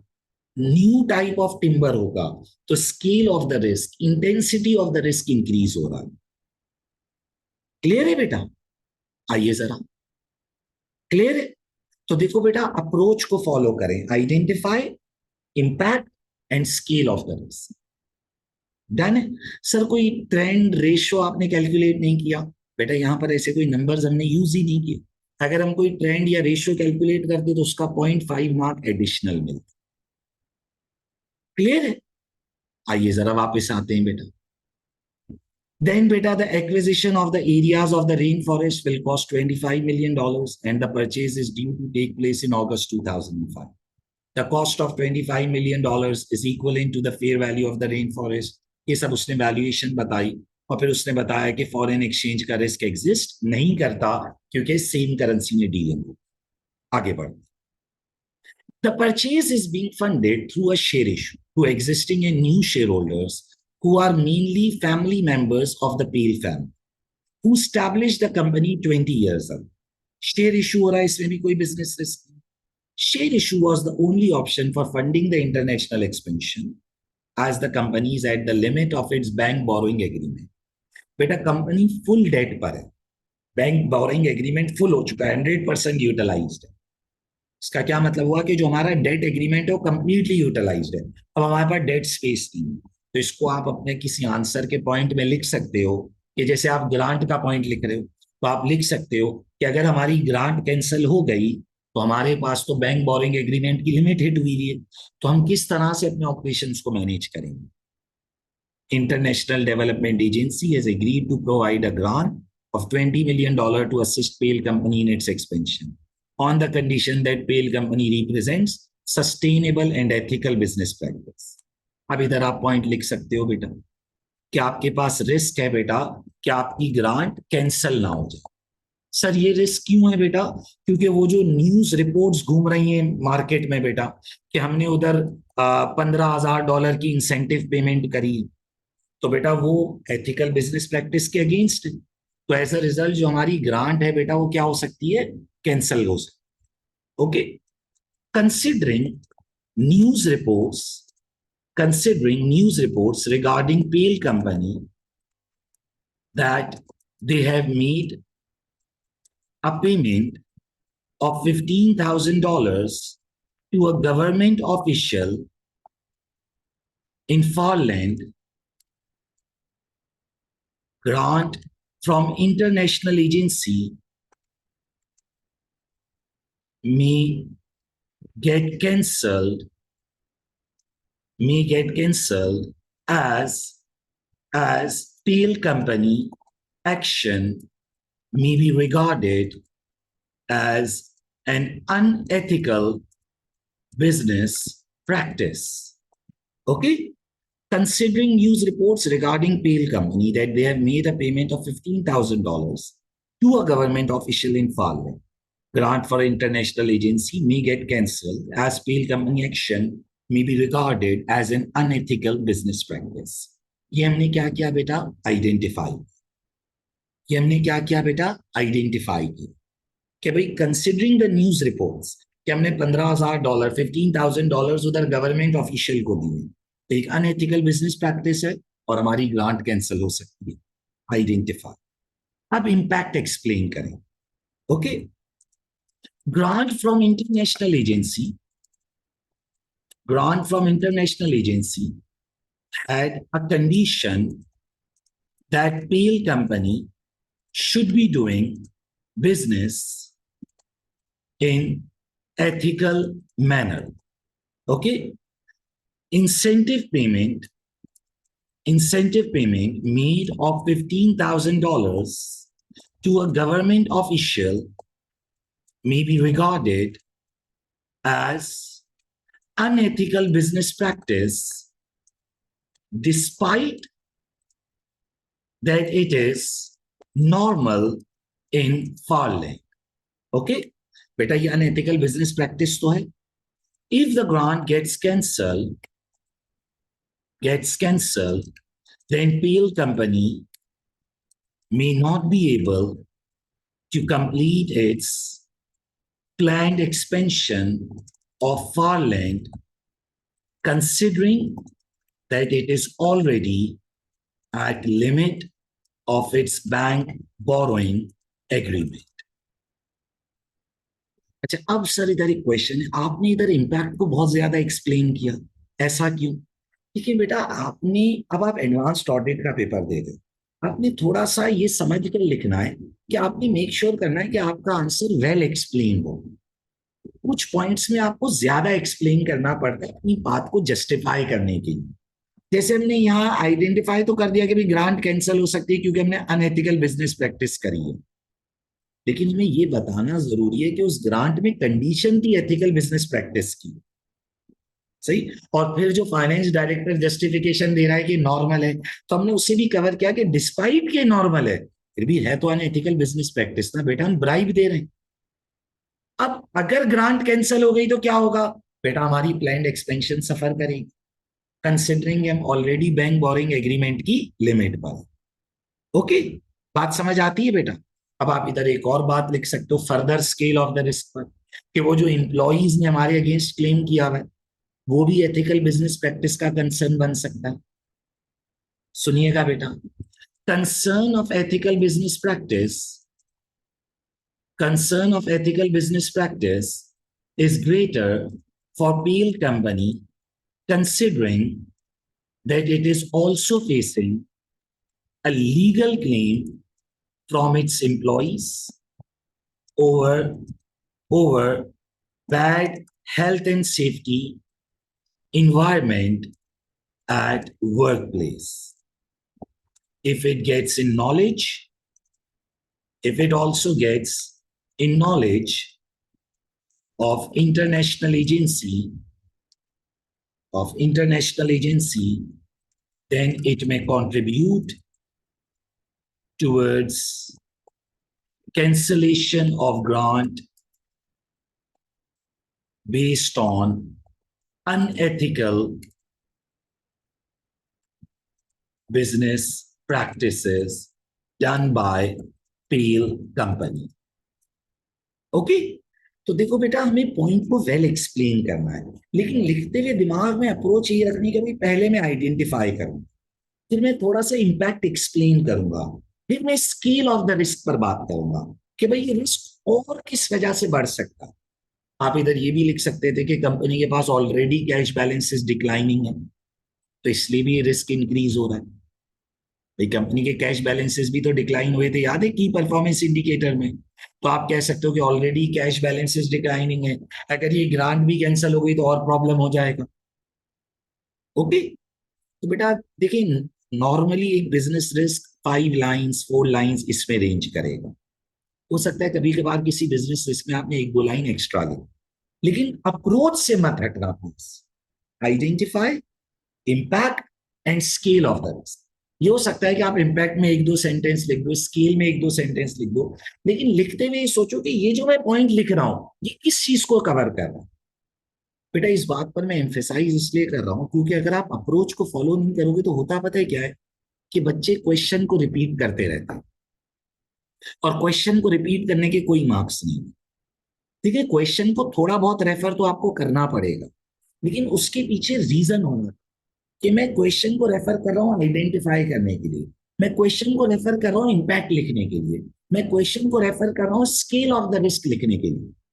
Okay, considering news reports regarding Pale Company that they have made a payment of $15,000 to a government official in Farland, grant for international agency may get cancelled as Pale Company action may be regarded as unethical business practice. Identify. Impact explain करते हैं। Grant from international agency had a condition that Pale Company should be doing business in ethical manner. Incentive payment made of $15,000 to government official may be regarded as unethical business practice, despite that it is normal in farm. If the grant gets cancelled, Pale Company may not be able to complete its planned expansion of farmland, considering that it is already on its limit of bank borrowing. Impact बताया, फिर intensity of the risk पर बात करें कि भाई international agency को अगर legal case का पता चल गया जो इंप्लॉइज ने किया हुआ हेल्थ एंड सेफ्टी इशू पर, तो वो भी एथिकल बिजनेस प्रैक्टिस में चला जाएगा। क्लियर है बेटा, वो भी एथिकल बिजनेस प्रैक्टिस का कंसर्न बन जाएगा कि भाई हम एम्प्लॉइज से ओवर वर्किंग करा रहे हैं, तो कहेंगे भाई आप तो एथिकल बिजनेस प्रैक्टिस फॉलो ही नहीं कर रहे, और वो ग्रांट की कंडीशन थी। देन चलें आगे बढ़े। फिर बेटा ये ग्रांट की रिकग्निशन से रिलेटेड डिस्कशन थी, that grant is to be due to be received in September 2005 and relevant expenditure will be commenced in November 2005. Mark your is planning to recognize half of the amount received as income. तो ये एक accounting issue था कि वो grant जल्दी book कर रहा है, लेकिन इसका बिजनेस रिस्क से ताल्लुक नहीं। अब आ जाते हैं गोल्ड स्टैंडर्ड एक्रीडिएशन। बेटा आप याद करें, गोल्ड स्टैंडर्ड एक्रीडिएशन में भी प्रॉब्लम था। बेटा गोल्ड स्टैंडर्ड एक्रीडिएशन में कंडीशन थी कि हमें 80% ऑफ द टिम्बर एज पर गोल्ड स्टैंडर्ड रखना है, और हमारी वो परसेंटेज इस साल 85 से कम होकर 82 पर आई है। तो अभी तो हमने 80 को ब्रीच नहीं किया है, लेकिन रिस्क जरूर किए। तो बेटा percentage of timber harvested in line with gold standard has decline from 85% to 82%, which creates a risk that we may lose gold standard accreditation if this percentage declines further, as the condition of accreditation is 80%. हमें 80% at least maintain करना। बेटा gold standard accreditation हमारे लिए important है भाई। The company is proud to have recently been awarded an industry gold standard accreditation for sustainable timber management to achieve the gold standard, which denotes the highest possible level of sustainable timber management and ethical business practice. The company must adhere to number of strict standards. और ethical business practice तो हमारे लिए problem ही, वो जो हमने incentive payment दे दी और फिर ये जो इंप्लॉइज का क्लेम आया हुआ है, एथिकल बिजनेस प्रैक्टिस तो हमारे लिए प्रॉब्लम है। ओके, और फिर बेटा अगर गोल्ड स्टैंडर्ड चला गया तो रॉयल कंपनी का कॉन्ट्रैक्ट भी चला जाएगा। सही है बेटा, आइए जरा gold standard accreditation. Pale company may lose its gold standard accreditation if percentage of trees harvested according to gold standard continue to decline continue to decline and fall below 80% limit. Okay, beta pale company may lose its gold standard accreditation if percentage of trees harvested according to gold standard continue to decline and fall below 80% limit. During the year, trees harvested according to gold standard accreditation have already declined from 85% to 82%. If this decline will continue further,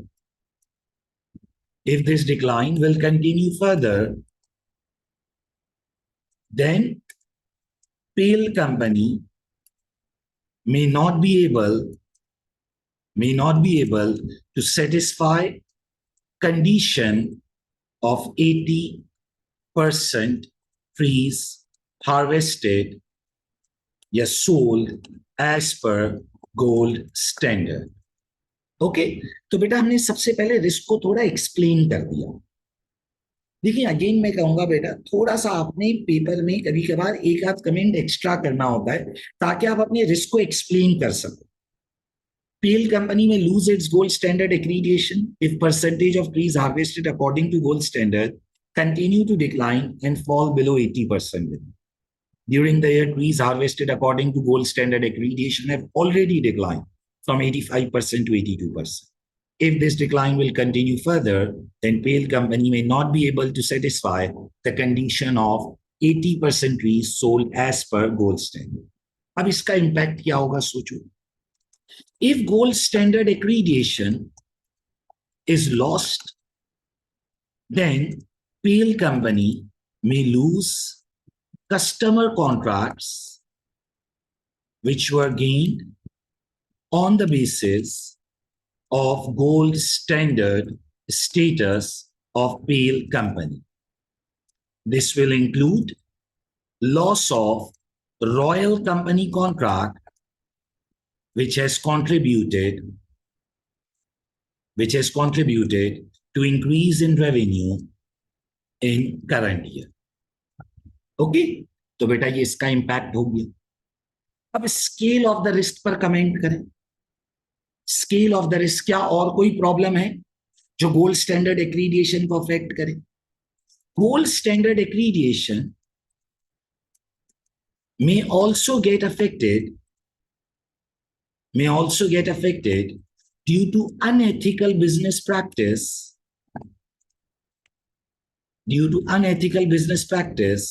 concerns of pale company, which include incentive payment made to government official in far land and claim made by employees over health and safety issues.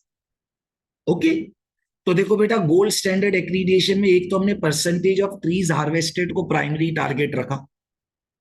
बेटा percentage of trees harvested को हमने primary target रखा कि भाई border line 80 है, हम पहली 85 से 82 आ गए. फर्दर फॉल हुआ, गोल्ड स्टैंडर्ड एक्रीडिएशन चली जाएगी. हमने पहले रिस्क को आइडेंटिफाई के साथ थोड़ा एक्सप्लेन कर दिया, थोड़ा रिस्क को जस्टिफाई कर दिया, फिर उसका इंपैक्ट बताएं. इंपैक्ट क्या है कि अगर गोल्ड स्टैंडर्ड एक्रीडिएशन चली गई तो वो कस्टमर कॉन्ट्रैक्ट जो गोल्ड स्टैंडर्ड एक्रीडिएशन की बेसिस पर आए हैं वो भी आपके हाथ से निकल जाएंगे. And it includes the royal company contract जिसने इस साल के रेवेन्यू इंक्रीज में कंट्रीब्यूट किया है. और फिर scale of the risk, intensity of the risk, concern of the risk ज्यादा है क्योंकि पहले ही हम अनएथिकल बिजनेस प्रैक्टिस के प्रॉब्लम में भी आ रहे हैं. भाई अनएथिकल बिजनेस प्रैक्टिस से इंटरनेशनल ग्रांट भी कैंसिल हो सकती है और ये गोल्ड स्टैंडर्ड एक्रीडिएशन भी जा सकती है, क्योंकि इसमें भी एथिकल बिजनेस प्रैक्टिस का पॉइंट था। क्लियर है? ठीक है बेटा, आई होप आप लोगों को बातें समझ आ रही हैं बेटा। कोई भी क्वेरी हो किसी भी पॉइंट में, feel free to contact me on my WhatsApp. सही है? जरा सा भी वो नहीं फील करना कि यार सर ने 2-3 बार रिपीट किया हुआ है मैं कैसे पूछूं, ऐसा नहीं है। आप दोबारा पूछ सकते हो, ये पहला टॉपिक है, आप पहली बार ड्राफ्टिंग कर रहे हो। लेकिन एक बात याद रखें, विद प्रैक्टिस आपको ड्राफ्टिंग पर ग्रिप आती जाएगी। देखिए बेटा, मेरे लिए बहुत आसान है, मैं एग्जामिनर आंसर खोलूं और रीड करा दूं, लेकिन उससे कभी भी आपको ड्राफ्टिंग नहीं आएगी, आपको लिखना नहीं आएगा। मैं क्लास में पॉइंट्स इसलिए डेवलप कराता हूं ताकि आप समझ सको कि आपने कैसे ड्राफ्ट करना है। Identify impact scale of the risk, कहाँ आपने एक्स्ट्रा लिखना है, ये सब मैं क्लास में इसलिए लिखवाता हूं ताकि आपको अप्रोच समझ आ सके, आपको कॉन्फिडेंस आ सके कि हाँ मैं कर सकता हूं। ओके बेटा, ये पहला सवाल चल रहा है, ऐसे 5 क्वेश्चंस क्लास में कराऊंगा, फिर होमवर्क दूंगा, उन पर फीडबैक दूंगा, automatically with passage of time आपको ग्रिप आ जाएगी। क्लियर है बेटा? आई होप कि आपको अभी तक की बात समझ आई है बेटा। 5 रिस्क में से 3 लिख चुके हैं, क्वेश्चन बस अब ऑलमोस्ट कंप्लीशन पर है जो बिजनेस रिस्क का है। रिपीट कर देता हूं बेटा, हमने ब्रीफिंग नोट्स का फॉर्मेट बनाया। It was very simple. To from subject date question से पिक करना है, स्विच किया टू फ्रॉम को, इंट्रोडक्शन डेवलप किया, हर रिक्वायरमेंट को ब्रीफली रेफर करना है, और फिर बेटा आप एक एक बिजनेस रिस्क लिखते जा रहे हैं और अप्रोच को फॉलो कर रहे हैं। Identify impact and scale of the risk. Clear है बेटा? सर एक बिजनेस रिस्क लिखने के लिए हमारे पास कितना टाइम होता है? बेटा ऑलमोस्ट 1 मार्क के लिए आपके पास 2.4 मिनट्स होते हैं एग्जाम में, क्योंकि आप 80 मार्क्स अटेम्प्ट करते हो ना बेटा। 20 मार्क्स तो ओवरऑल पेपर के प्रोफेशनल स्किल्स के लिए। सही? तो बेटा 2.4 मिनट पर मार्क है, तो एक रिस्क लिखने के लिए करीब 5 मिनट होते हैं। 2 नंबर का रिस्क है ना? तो मेरे हिसाब से बेटा इतना 5 मिनट में लिखना कोई बड़ी बात नहीं है पेपर में। अभी तो टाइम इसलिए ज्यादा लग रहा है क्योंकि मैं रिपीट कर रहा हूं, समझा रहा हूं। पेपर में ये इतना प्रॉब्लम नहीं होता। ओके? अगर आप अप्रोच फॉलो नहीं करोगे तो आप ओवर राइटिंग कर जाओगे। इसलिए मैं कहता हूं अप्रोच को याद कर लो, और जब प्रैक्टिस करोगे ना तो अप्रोच आपके रूटीन में आ जाएगी। आइए जरा आगे बढ़ते हैं। बेटा फिर आ जाता है ये लीगल केस। याद करें बेटा, लीगल केस में भी बिजनेस रिस्क है। बेटा $19 मिलियन का क्लेम है ये। अगर ये क्लेम सक्सेसफुल हो गया तो कैश फ्लो बर्डन क्रिएट हो जाएगा $19 मिलियन का। नंबर 1। नंबर 2, रेप्यूटेशनल लॉस अलग होगा, जिसकी वजह से हो सकता है कि कस्टमर्स अब हमारे साथ काम करने के लिए विलिंग ना हो। तो बेटा सबसे पहले आप आइडेंटिफाई करोगे कि if the legal case filed by the employees get successful, then company will have to face a cash outflow of $19 million. This will create a burden on company cash flows. Considering falling cash balances, already cash balances गिर रहे हैं, and we are already at the limit of our bank borrowing agreement. Further इसकी वजह से reputational loss भी होगा और customer शायद हमारे साथ काम करने के लिए विलिंग नहीं होंगे। और आप इसमें ये भी रेफर कर सकते हो बेटा कि we are already losing many staff days. अगर आप की परफॉर्मेंस इंडिकेटर को देखो बेटा, 65 से बढ़कर 78 स्टाफ डेज इन एक्सीडेंट्स की वजह से लूज हो रहे हैं। तो ये already loss of productivity create हो रहा है। ओके? आइए जरा लीगल केस। बेटा सबसे पहले आइडेंटिफाई करेंगे, if Pale company is unsuccessful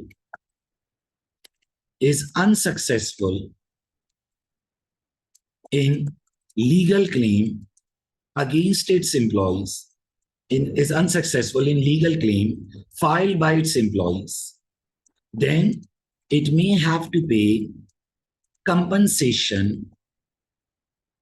of $19 million.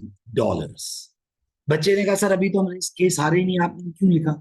बेटा रिस्क है ना, केस फाइल हो गया ना, रिस्क क्रिएट हो गया। सर मैनेजमेंट और लॉयर्स को तो लगता है कि हम जीत जाएंगे। बेटा उन्हें तो आखिरी तक यही लगेगा कि हम जीत जाएंगे। रिस्क तो है ना कि हम हार सकते हैं। ओके बेटा, outflow of $19 million will create cash flow problems for Pale Company, considering that its cash balances have already declined during the year by, अच्छा अब देखो बेटा, इधर अगर आप थोड़ी सी ट्रेंड एक परसेंटेज कैलकुलेट करो तो आपको 0.5 मार्क एक्स्ट्रा मिलता है। बेटा last year cash balance 6.8 million था, 4.5 मिलियन हो गया। तो 6.8 माइनस 4.5 डिवाइडेड बाय 6.8, तो बेटा 33.8% आया। अच्छा भाई, अगर किसी को परसेंटेज चेंज निकालना नहीं आता तो बता दो। सही, new minus old divided by old multiplied by 100। बेटा परसेंटेज चेंज निकालने का तरीका क्या है? न्यू 4.5 माइनस ओल्ड 6.8, डिफरेंस निकालें, उसे डिवाइड बाय ओल्ड, क्योंकि 6.8 मिलियन है, उससे डिवाइड करें, मल्टीप्लाई बाय 100। बेटा ये ट्रेंड बार बार निकालने होंगे सवाल में। New minus old divided by old multiplied by 100, तो it's a decline of 33.8%। have already declined by have already declined during the year by 33.8% and stand at $4.5 million. Outflow of $19 million will create cash flow problems for Pale Company, considering that its cash balances have already declined during the year by 33.8% and stand at $4.5 million. Further, Pale Company is at its bank borrowing is at its limit of bank borrowing agreement. Therefore, it may not be able to arrange easy finance or immediate finance through bank loan. Okay? अच्छा, आप इधर चाहो तो बेटा company के profits को भी refer कर सकते हो। कंपनी के जो पूरे ईयर का प्रॉफिट है $16.5 मिलियन है बेटा, और ये क्लेम $19 मिलियन का है। तो ये क्लेम कंपनी के प्रॉफिट बिफोर टैक्स से भी एक्सीड करता है। सही, तो बेटा देखो, सबसे पहले आइडेंटिफाई किया, if Pale company is unsuccessful in legal claim filed by its employees then it may have to pay compensation of $19 million. Identify कि भाई हमें ये पैसे देने पड़ेंगे। Impact, outflow of $19 million will create cash flow problems for Pale Company, considering that its cash balances have already declined. Okay. Further, Pale Company is at limit of its bank borrowing agreement. Further, Pale Company is at limit of its bank borrowing agreement. Therefore, it may not be able to arrange immediate finance through bank loan. Okay. Now, claim file of $19 million exceed Pale Company's entire year profit of $16.5 million. This indicates that this claim will be a significant concern if Pale Company is unsuccessful in it. Okay? Further, this claim filed by employees will also affect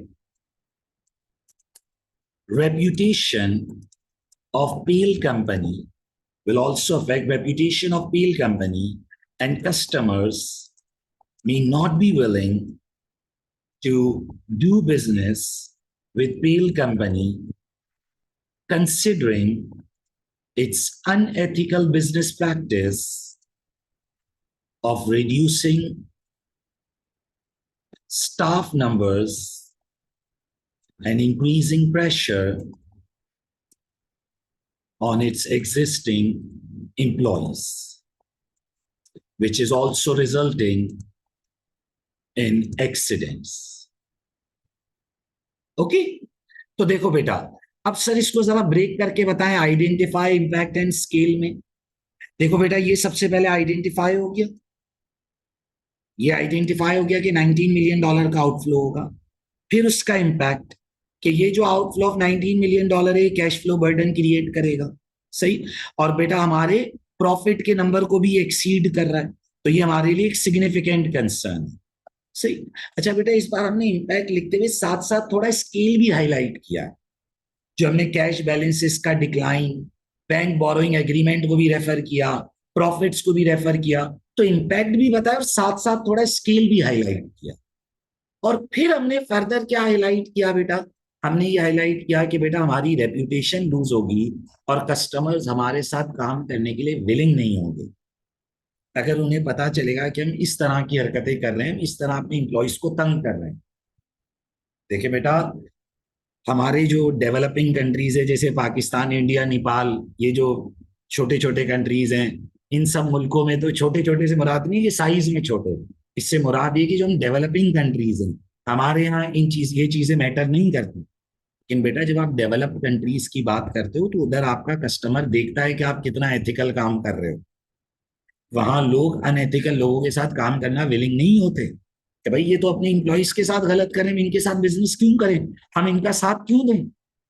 okay, तो बेटा हमारे customers भी नाराज होंगे और company को ये information publish करनी है। अगर आपको याद हो की परफॉर्मेंस इंडिकेटर्स में, जब कंपनी ये पब्लिश करेगी कि हमारे नंबर ऑफ एम्प्लॉइज कम हुए हैं और ये एक्सीडेंट्स भी इंक्रीज हुए हैं और साथ में लीगल क्लेम का डिस्क्लोजर चला गया, या ये बात मेक टू पब्लिक हो गई, तो ये तो पूरा कंफर्म हो गया कि हमने गलत काम किया है। तो बेटा it will result in reputational loss. Okay, I hope कि बेटा आप लोगों को बातें समझ आ रही हैं। Identify impact and scale of the risk. देखिए बेटा, कोशिश करना है कि आपने रिस्क को वेल एक्सप्लेन्ड रखना है बेटा। सही, थोड़ा सा एक आध सेंटेंस बेशक ज्यादा लिखें, लेकिन आपका रिस्क वेल एक्सप्लेन्ड होना चाहिए। 2 नंबर आपको मिल रहे हैं पर बिजनेस रिस्क, एक रिस्क लिखने के 5 मिनट्स होते हैं बेटा, बहुत होते हैं। इतना 2-3 मिनट में लिख सकते हो पेपर में बेटा। सही। आइए सर, बेटा 4 रिस्क हो गए, अब लास्ट रिस्क लिख रहे हैं बेटा इस क्वेश्चन का। अच्छा बेटा, न्यूज रिपोर्ट वाला पैराग्राफ हम कवर कर चुके हैं, हमने इसको ग्रांट के अंदर रेफर कर दिया था। अच्छा देखिए बेटा, हम क्वेश्चन रीड कर चुके हैं, अब मैं सिर्फ लिखवा रहा हूँ। Mark informed us that the news report has emerged in Farland, alleging that Pale Company paid a government official a sum of $15,000। तो बेटा ये तो हम ऑलरेडी कवर कर चुके हैं। याद करें वो ग्रांट के अंदर कि इसकी वजह से हमारी ग्रांट कैंसिल हो सकती है। अब आ जाते हैं बेटा वो स्टॉर्म वाले पॉइंट पर। use of expert, change in fair value due to a recent storm. In the last month, several storms caused damage to some areas of timber plantation. An independent expert has been appointed by the management to determine the extent of damage caused and quantify any financial implications, including determination of the change in fair value of standing trees which have been damaged by the storm. The expert report indicates that large number of trees have been completely destroyed and may have been badly damaged. Based on the expert report, management has determined a reduction in fair value of $7.5 million. तो सबसे पहले तो बेटा आप risk identify करेंगे कि due to recent storms Pale company has suffered a loss of $7.5 million। बेटा पेल company को लॉस हुआ है, तो बेटा ये लॉस हमारे प्रॉफिट्स को अफेक्ट कर देगा। बेटा पेल कंपनी को लॉस हुआ है, हमारे प्रॉफिट्स को अफेक्ट कर देगा। बेटा $7.5 million का लॉस है। अगर मैं फाइनेंशियल इंफॉर्मेशन में जाकर देखूं, मेरा पीबीटी 16.5 मिलियन है, तो 7.5 मिलियन डिवाइड बाय 16.5 मिलियन, बेटा 45% ऑफ प्रॉफिट बिफोर टैक्स बनता है ये। बेटा एक सिग्निफिकेंट लॉस है ना, एकदम मेरा प्रॉफिट नीचे आएगा बेटा, एकदम मेरा प्रॉफिट नीचे आएगा। 16.5 मिलियन में 7.5 मिलियन जब मैं डिडक्ट करूंगा तो 45% पीबीटी लूज हो जाएगा बेटा। कंसर्न है ना, प्रॉब्लम है बेटा। सही है। और फिर आप इसमें एक लॉन्ग टर्म इंपैक्ट ये आर्ग्यू कर सकते हो कि बेटा इसकी वजह से कंपनी के जो ऑपरेशंस हैं वो अफेक्ट होंगे। अच्छा सर, कंपनी के ऑपरेशंस क्यों अफेक्ट होंगे बेटा? क्योंकि बेटा ये स्टैंडिंग ट्री जब एक बार डैमेज हो गए तो इन्हीं को तो प्रोसेस करके हम प्लैंक्स ऑफ वुड और लॉग में बदलते थे, वो सारा प्रोसेस अफेक्ट हो जाएगा हमारा। ओके, आइए जरा, damage caused by storm. Pale company has suffered a loss of $7.5 million due to recent storms in which in which many standing trees have been completely destroyed and badly damaged. अच्छा बेटा, ये अपने आप में एक risk है. ये जो लॉस हुआ है ये अपने आप में एक रिस्क है ना बेटा. भाई बिजनेस रिस्क क्या है? जिसकी वजह से प्रॉफिट गिरे, तो ये अपने आप में एक लॉस हो गया ना बेटा. Okay, this will result in decline in PL company profits when it is recorded in current year financial statements. Due to this loss, profit before tax of PL company will decline by 45.5% and will fall to, बेटा कितना हो जाएगा ये गिरकर? 16.5 million में से अगर मैं 7.5 मिलियन हटा दूं तो ये गिरकर 9 मिलियन हो जाएगा and will fall to 9 million dollars. Okay, तो देखो बेटा, सबसे पहले आपने आइडेंटिफाई किया कि लॉस हुआ है, फिर आपने उसका इंपैक्ट लिखा कि हमारा प्रॉफिट डिक्लाइन होगा.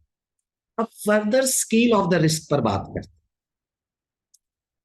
Loss of standing trees due to storm will create problems in operations of PL company in some time. Okay, थोड़े अरसे में ही प्रॉब्लम आ जाए. In some time, due to loss of standing trees, or you can say in some time, as due to loss of standing trees,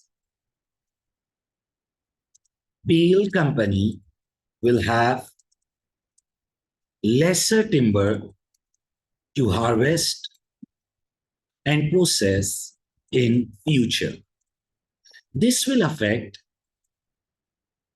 its ability to fulfill customer orders, and as a result, customers may switch to competitors.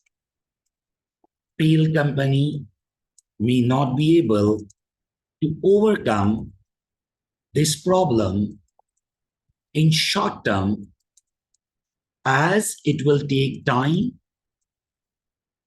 in growing new trees